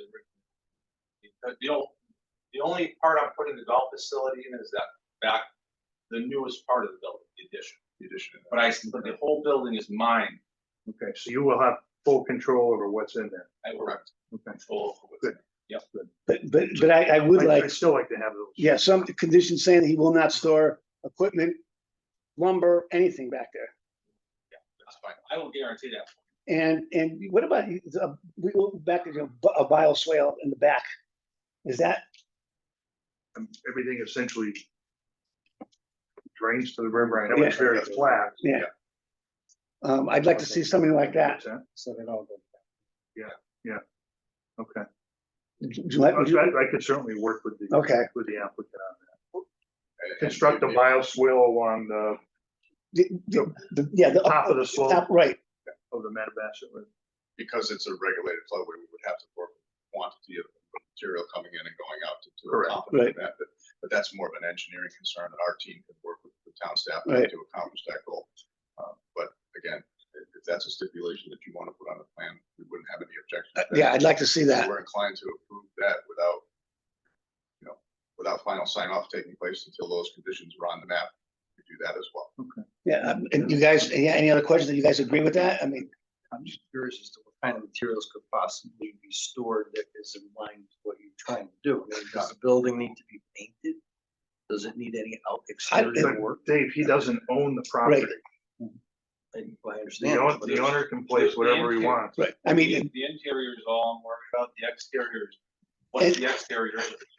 and Dave, we can't tell him he has to paint. That's not part of our commission. I understand. We can tell them that they can't store it by the river, things like Or that. there's any activities that could happen. Oh, There's no outdoor component to Mr. Cassie's. And in fairness, if his plan were to evolve in the future to include an outdoor activity, then we would be back in front of you to discuss that at that time. If you wanted to introduce, an outdoor putting green or something like that, that's complementary to his business. If do that as a separate application. and nobody has any other questions or comments, I'd like a motion to either accept or deny this with conditions that working with Jim and the, what we talked about is the bioswale and the storage of material and things like that. I'll make it a motion to approve the site plan subject to the conditions we talked about. Can I have a second? I'm sorry. All in favor? All right. Thank you. Good luck, gentlemen. Thank you, sir. Sure. Thank you. All right. Yeah.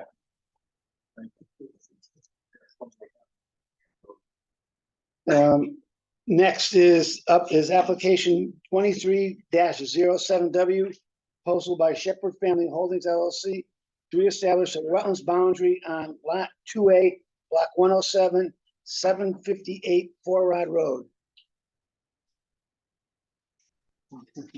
Don't know if anyone's here on behalf of the applicant, Mr. Chairman, but. I am. Oh, You get me again. Hold on. Okay, I'm sorry. say your name and your, Once again, for the record. This is sort of a joint effort where I was engaged to evaluate this site by the town of Berlin and the property owner Shepherd Family Holdings. They have an 8.3 acre site, I believe it is, at the corner of Four Rod and Norton Road. It's to the south of Norton and the west of Four Rod. It's an industrial zone piece of property. We were asked to put together several concepts for development for the purposes of marketing the property, which we did. We had 4 concepts that were developed, roughly 100,000 square feet of development that could be supported on that property. one of the things that we noticed as we were going through that exercise is there were two areas of wetlands designation on the property. And we thought, in the interest of marketability, that we would address that issue now before moving forward with any sort of proposal. So in that regard, it's a little unorthodox that we're addressing the wetland issue absent an intended use or proposed development, but we know what we have. When we decided that we were going to approach that issue, I engaged the services of David Lord from Soil Resource Consultants to come out and survey the property, do his field investigation, and give me a determination on what was there. I believe you have David's report in your packet. No wetlands type soils were found in his field investigation. We then went a little further to try to determine why all the water and plant life was on the property. And what we found was when Four Rod Road was constructed, it was constructed without curbs. It is crowned towards my client's property. The stormwater sheet flows off into the low-lying area, and then over the distance, there are some culverts that direct it to the wetlands resource on the opposite side of Four Rod. So it has over time built up some sediment and a wet condition, but it is not classified, according to David's report, as a wetlands resource.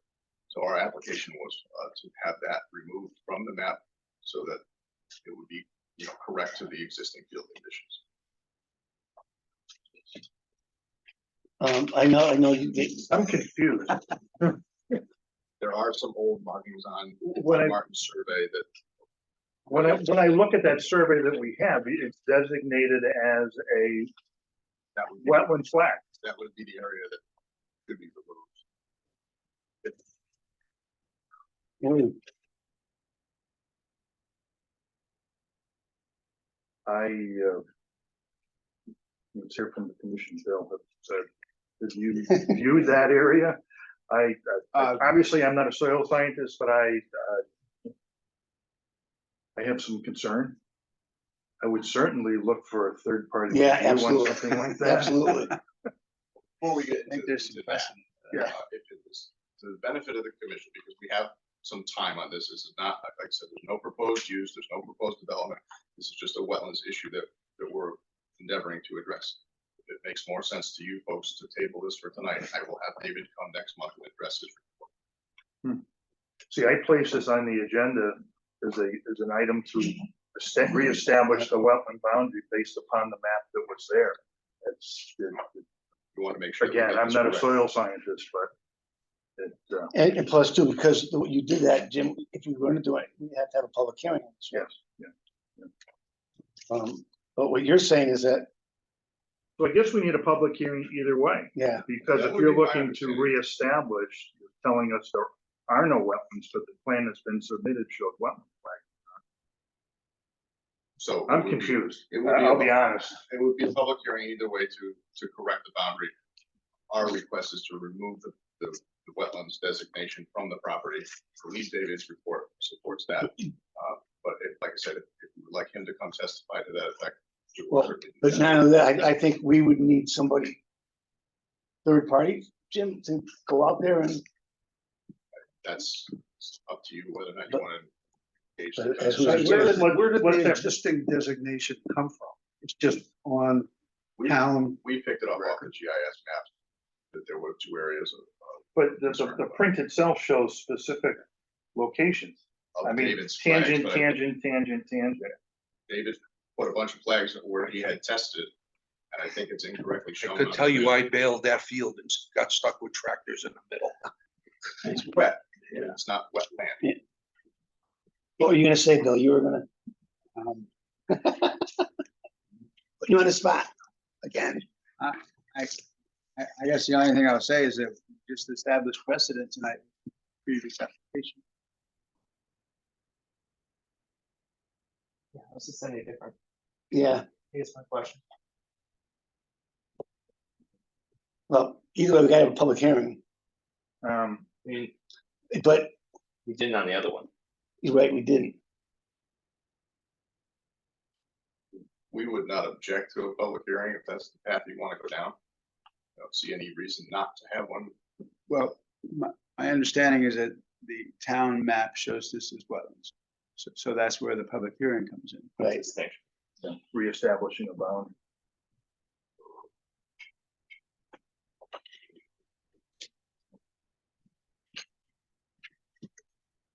We'll kick it over anyway, so you might as well.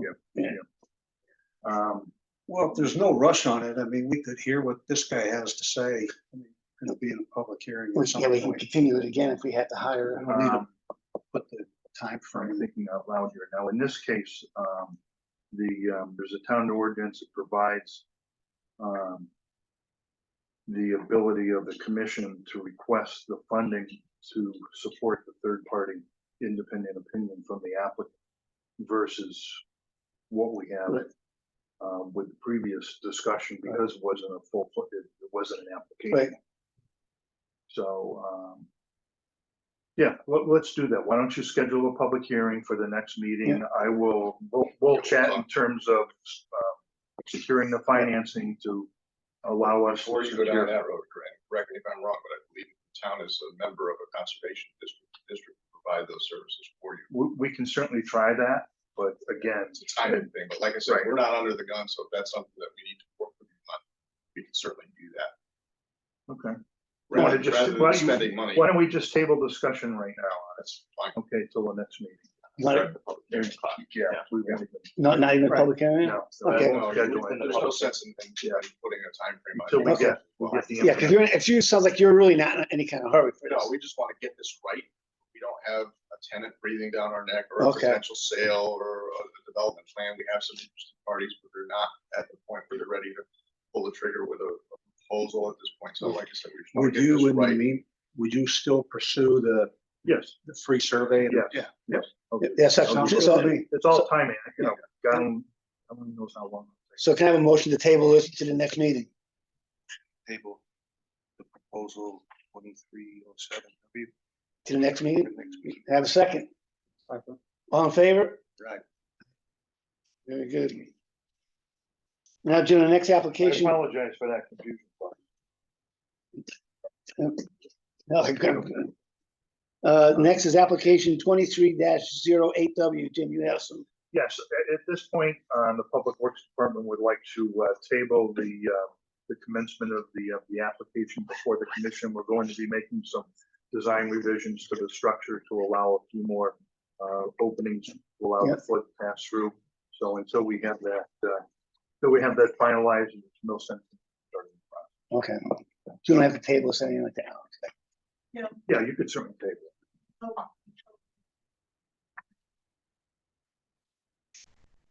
Yes, you're right too, Lisa. Yep, the application for the town of Berlin should be designated as 2308F F? rather than W. Okay. But we table this to the next meeting? And can I have a motion to table 23-08F to the next meeting? Make a motion. Second? Second. All in favor? All right. Other business to come before us, Jim. Next, the first one is High Road Farms Residential Subdivision. Discussion.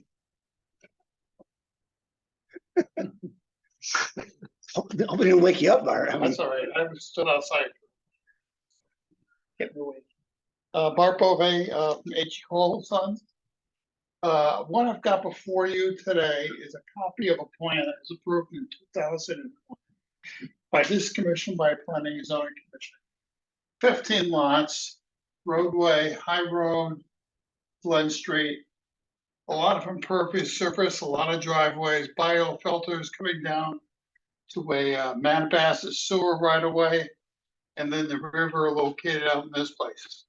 For those who don't know, this is in a field Dr. Ringrose's little octagon house is sitting back, and he purchased a piece of property in this area 25, 30 years ago to kind of create an open space corridor for a loan. This project was never developed, as you probably know, except for portions of the sewer that were extended through the site and connected back up to an old farmhouse that was located.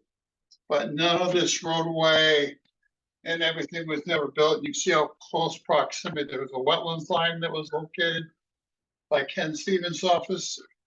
In this location, there's a flood line that's located right adjacent to it. And we were within feet of the wetlands line. Property's been up for sale now for 20-something years. And my client, Mr. Honeyman, has been looking at this property and would like to divide this property up with this R15 type lot, using as much of the existing sewer as possible.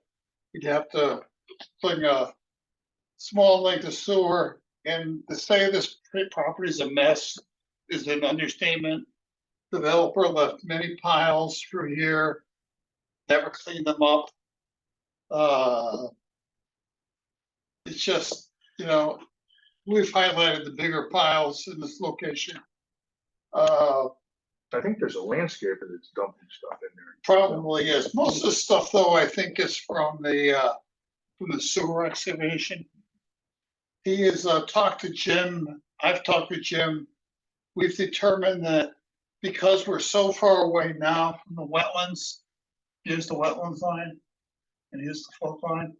You know, we're exceeding over 150 feet in most locations away from this wetlands, and elevation wise, 15 to 20 feet for separation between us, that we don't need a wetlands application. But I told Jim I wanted to come before this commission just to let you guys know, so you drive by and you see shovels in the ground, you're aware of what's happening. Plus, if you see something on the plan that you don't like or you want extra, you know, Jim's giving me some ideas. We're putting a reverse berm, bioswale along this fence, these lots. We're extending some drainage out of here, so we're putting a level spreader. So everything below this area is going to be dedicated as open space. There's over 4 acres, or 40% of the site being dedicated as open space. So the open space corridor that Dr. Ringrose wanted is really going to be extended. These property owners here are going to have the benefit of having no development behind us. 10 of these lots are coming off of High Road. We are proposing one lot to kind of be tucked in the back. There's an old farm road through here that's all packed down. And we prefer to build the house back in this location and try to squeeze it here and provide the clay patches with a little bit of a buffer. But again, all the water is going to pitch to the back into these biofilters. We're not changing the hydraulics at all of the lot. And again, public water is available, and sewer is all going to be from the backyards on these lots. So I just wanted to let you guys see it. Jim, if you got a permit from this commission before, is it still? Okay, so, Back 21 years. so there's nothing we have to. I just wanted the commission to see this. I told you.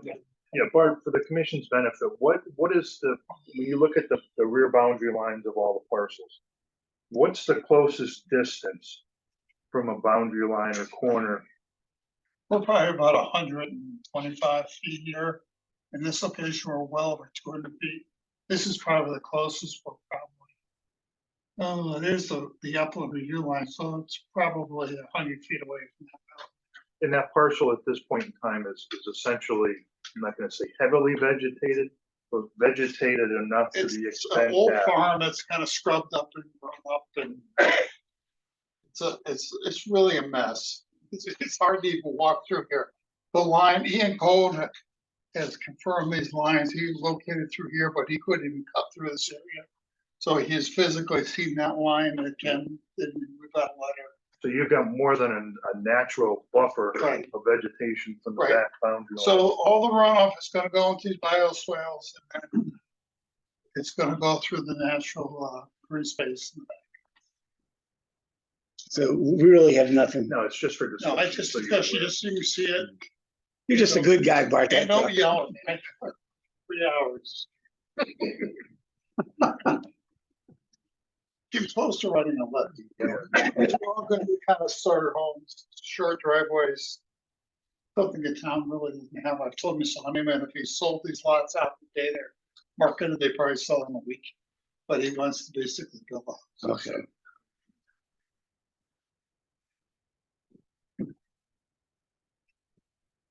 That's good. Thank you. Thank you, Bart. I'm going home. All right. See you tomorrow morning, Bart. Yeah, I will. 8:00. 8:00. All right, other business, letter B is notice of violation on Old Brickyard Lane. Yes, Mr. Chairman, I believe you have in your package, several notices of violation that went out to two properties, several property owners involved with each of the property owners for the properties. We were alerted to the fact of a clearing, of vegetation, at the, basically at the perimeter of Old Brickyard Lane, adjacent to one of the clay pit ponds. An area had been cleared from the edge of the pond upward and then up along an embankment to the top of the bank.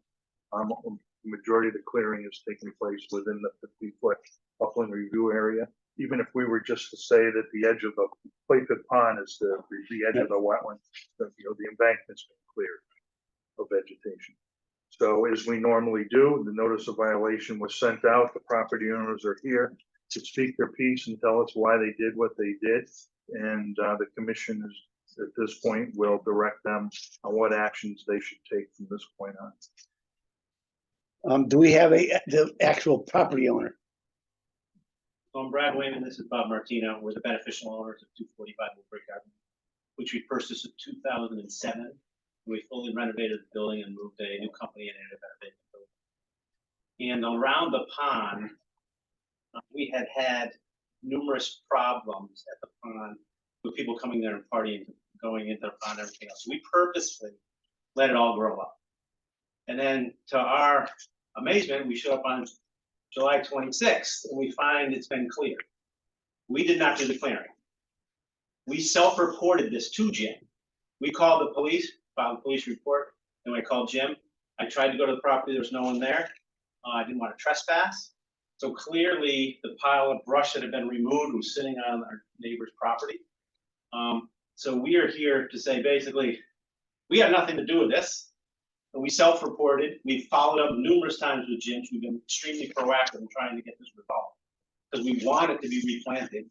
We don't want runoff coming into our ponds. We want to block so that nothing can happen there. And if you look at the plan that was submitted to the town for the development on that site, it clearly says the tree lines do remain. It also shows a fence that was removed. So obviously the neighbor knew that there was a fence there. They were doing something, that this fence was removed and all the vegetation was removed. So we would like to see our property restored. We want to stop people from coming on the property. So we're here basically saying, we have nothing to do with this. We self-reported this. We've been as proactive as possible. And until this moment, the neighbors have not contacted us to try to resolve it at all. So we sit here today before you to say, we're throwing our hands up. We don't know what to do. We want our property restored. So I'm the adjacent property owner. Say your name, please. And Tom Kokomo.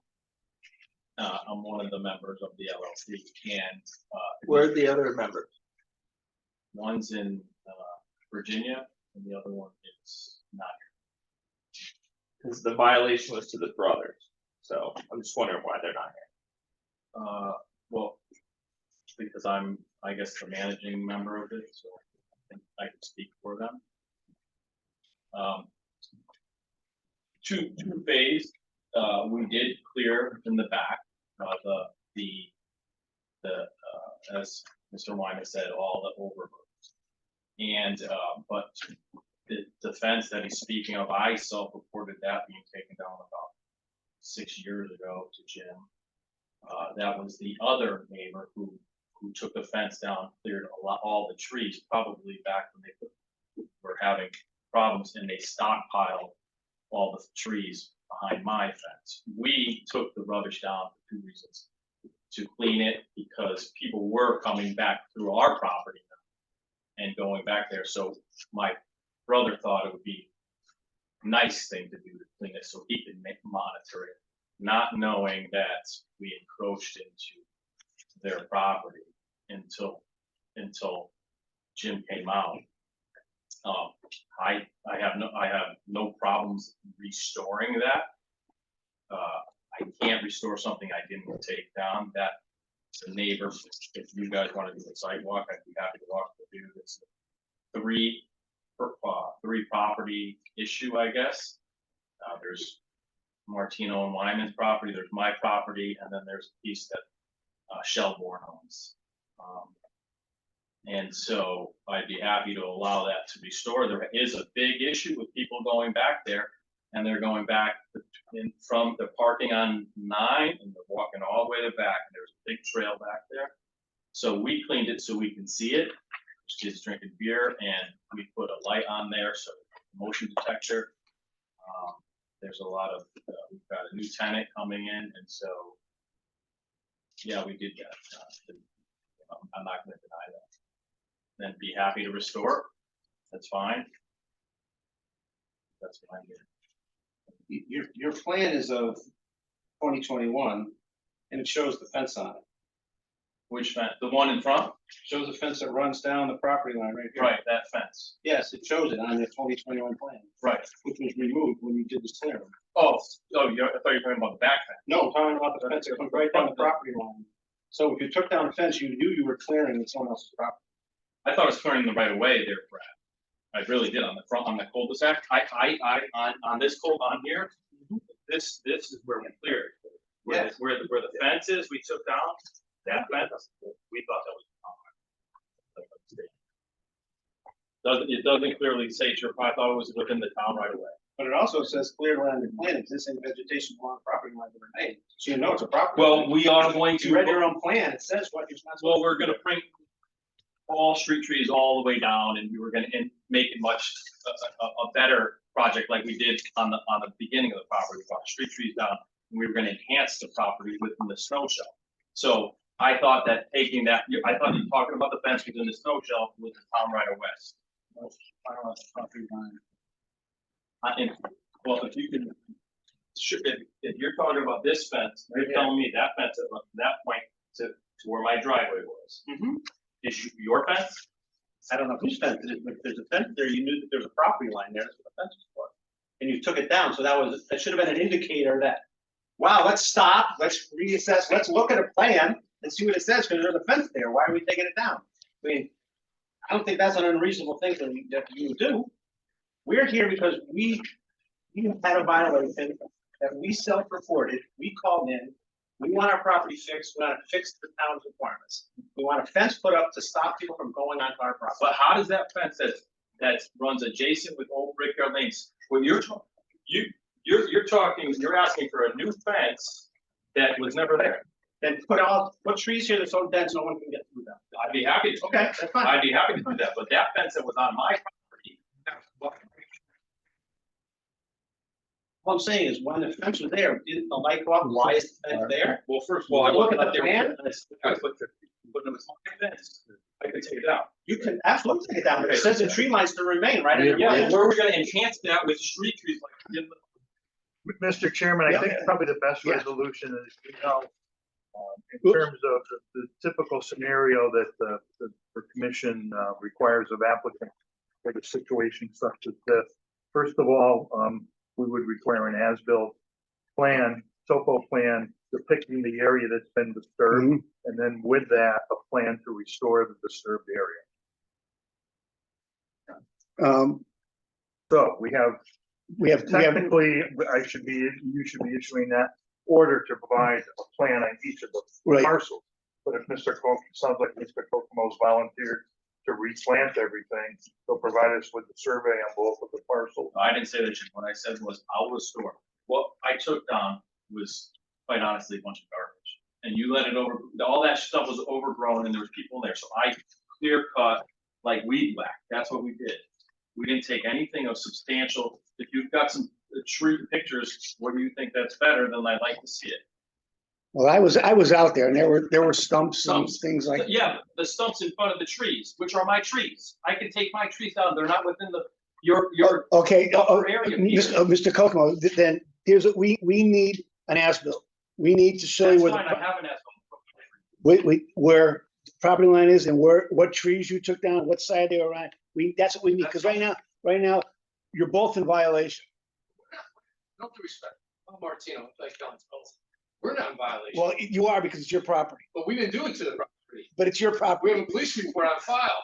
And I saw that. I saw all your correspondence. I read You everything. already Believe had me. to be here tonight notwithstanding that, we're just an innocent party to all. I know, but Bob, on the other hand, you and I, you represented me, you could have made a phone call. I haven't represented you in years. Yeah, but you could have made it, well, this is more of a civil matter, and you're bringing it for these guys. So they brought it because someone clear cut on our property. But You could call me, you're a gentleman, you should be a gentleman. Mr. Whoa, whoa, Code, whoa. You could have called us when the violation Well, came. Brad, I you don't could know easily- you, I'm sorry, I knew You could Bob. easily I- call. Call us. You can call us. okay, okay, guys, Yeah, we're guys. getting off this.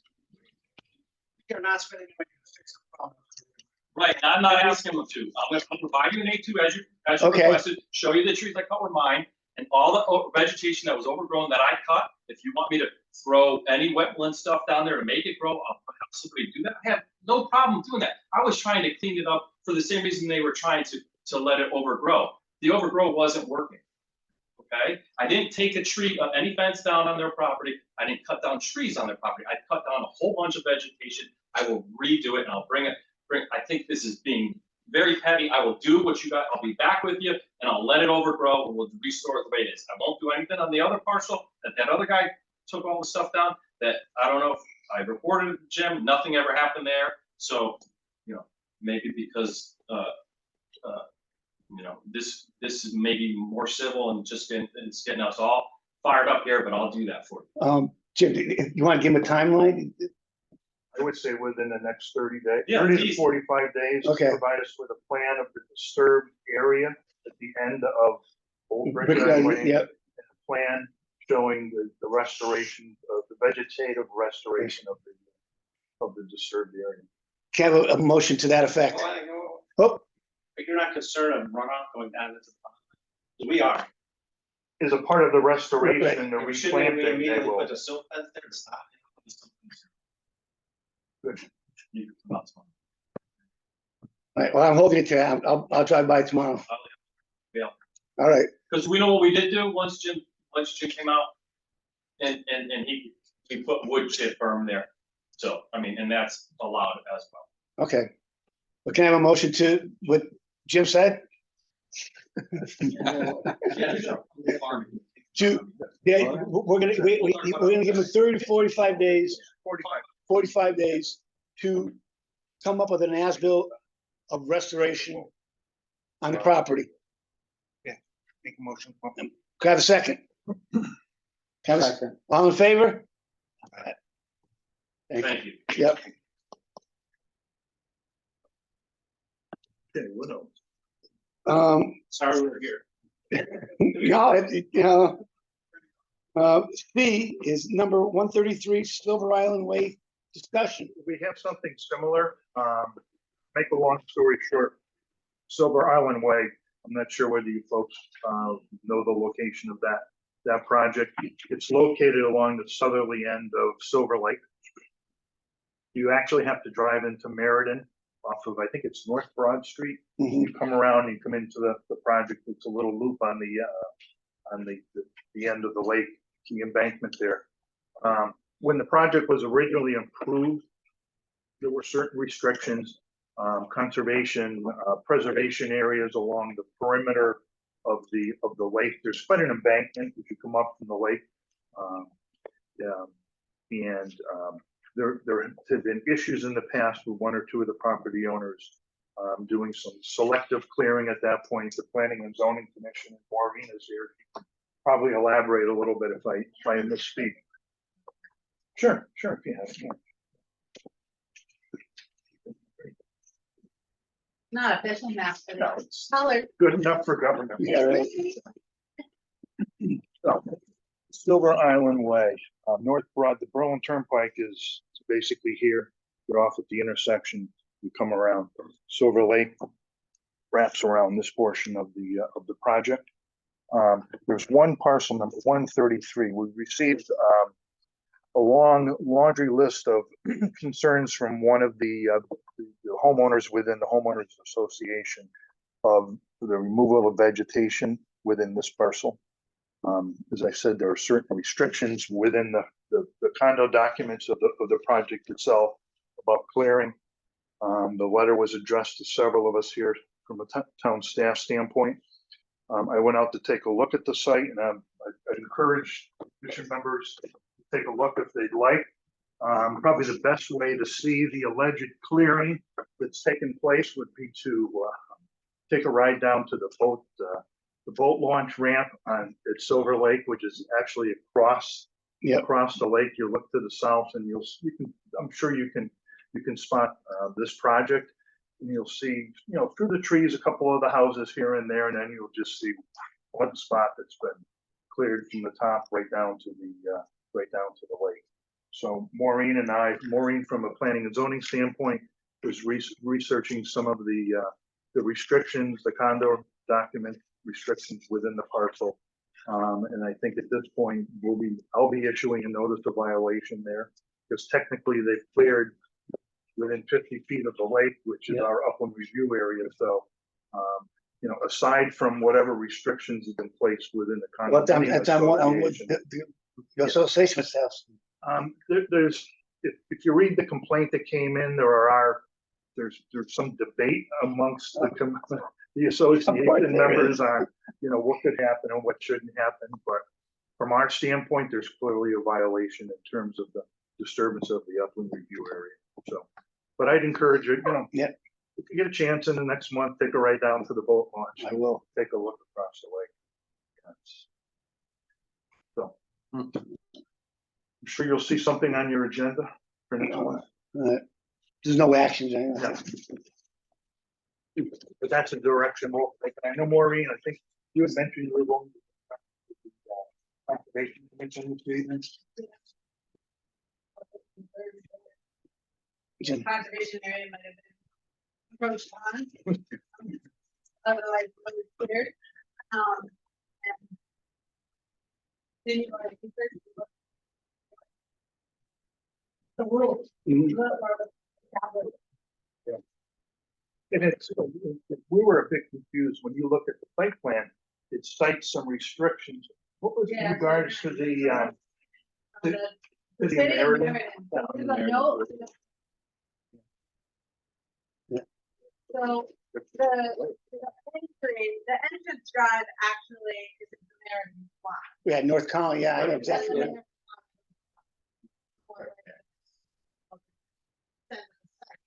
But the note on the perimeter says 40-foot perimeter setback limit per the requirements of the city of Meriden, PRCD.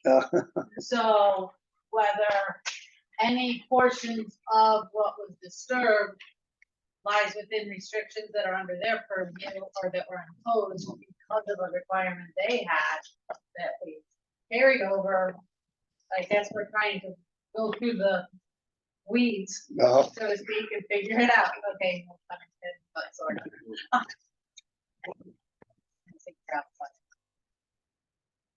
Violated. And I think that's it, right, Jim? We had some correspondence, but really nothing there. Yeah. More advisory or anything else. If not, we got to get Lisa home. She earned her money today. Have a motion to adjourn. Make a motion to adjourn. Have a second. All in favor? Aye.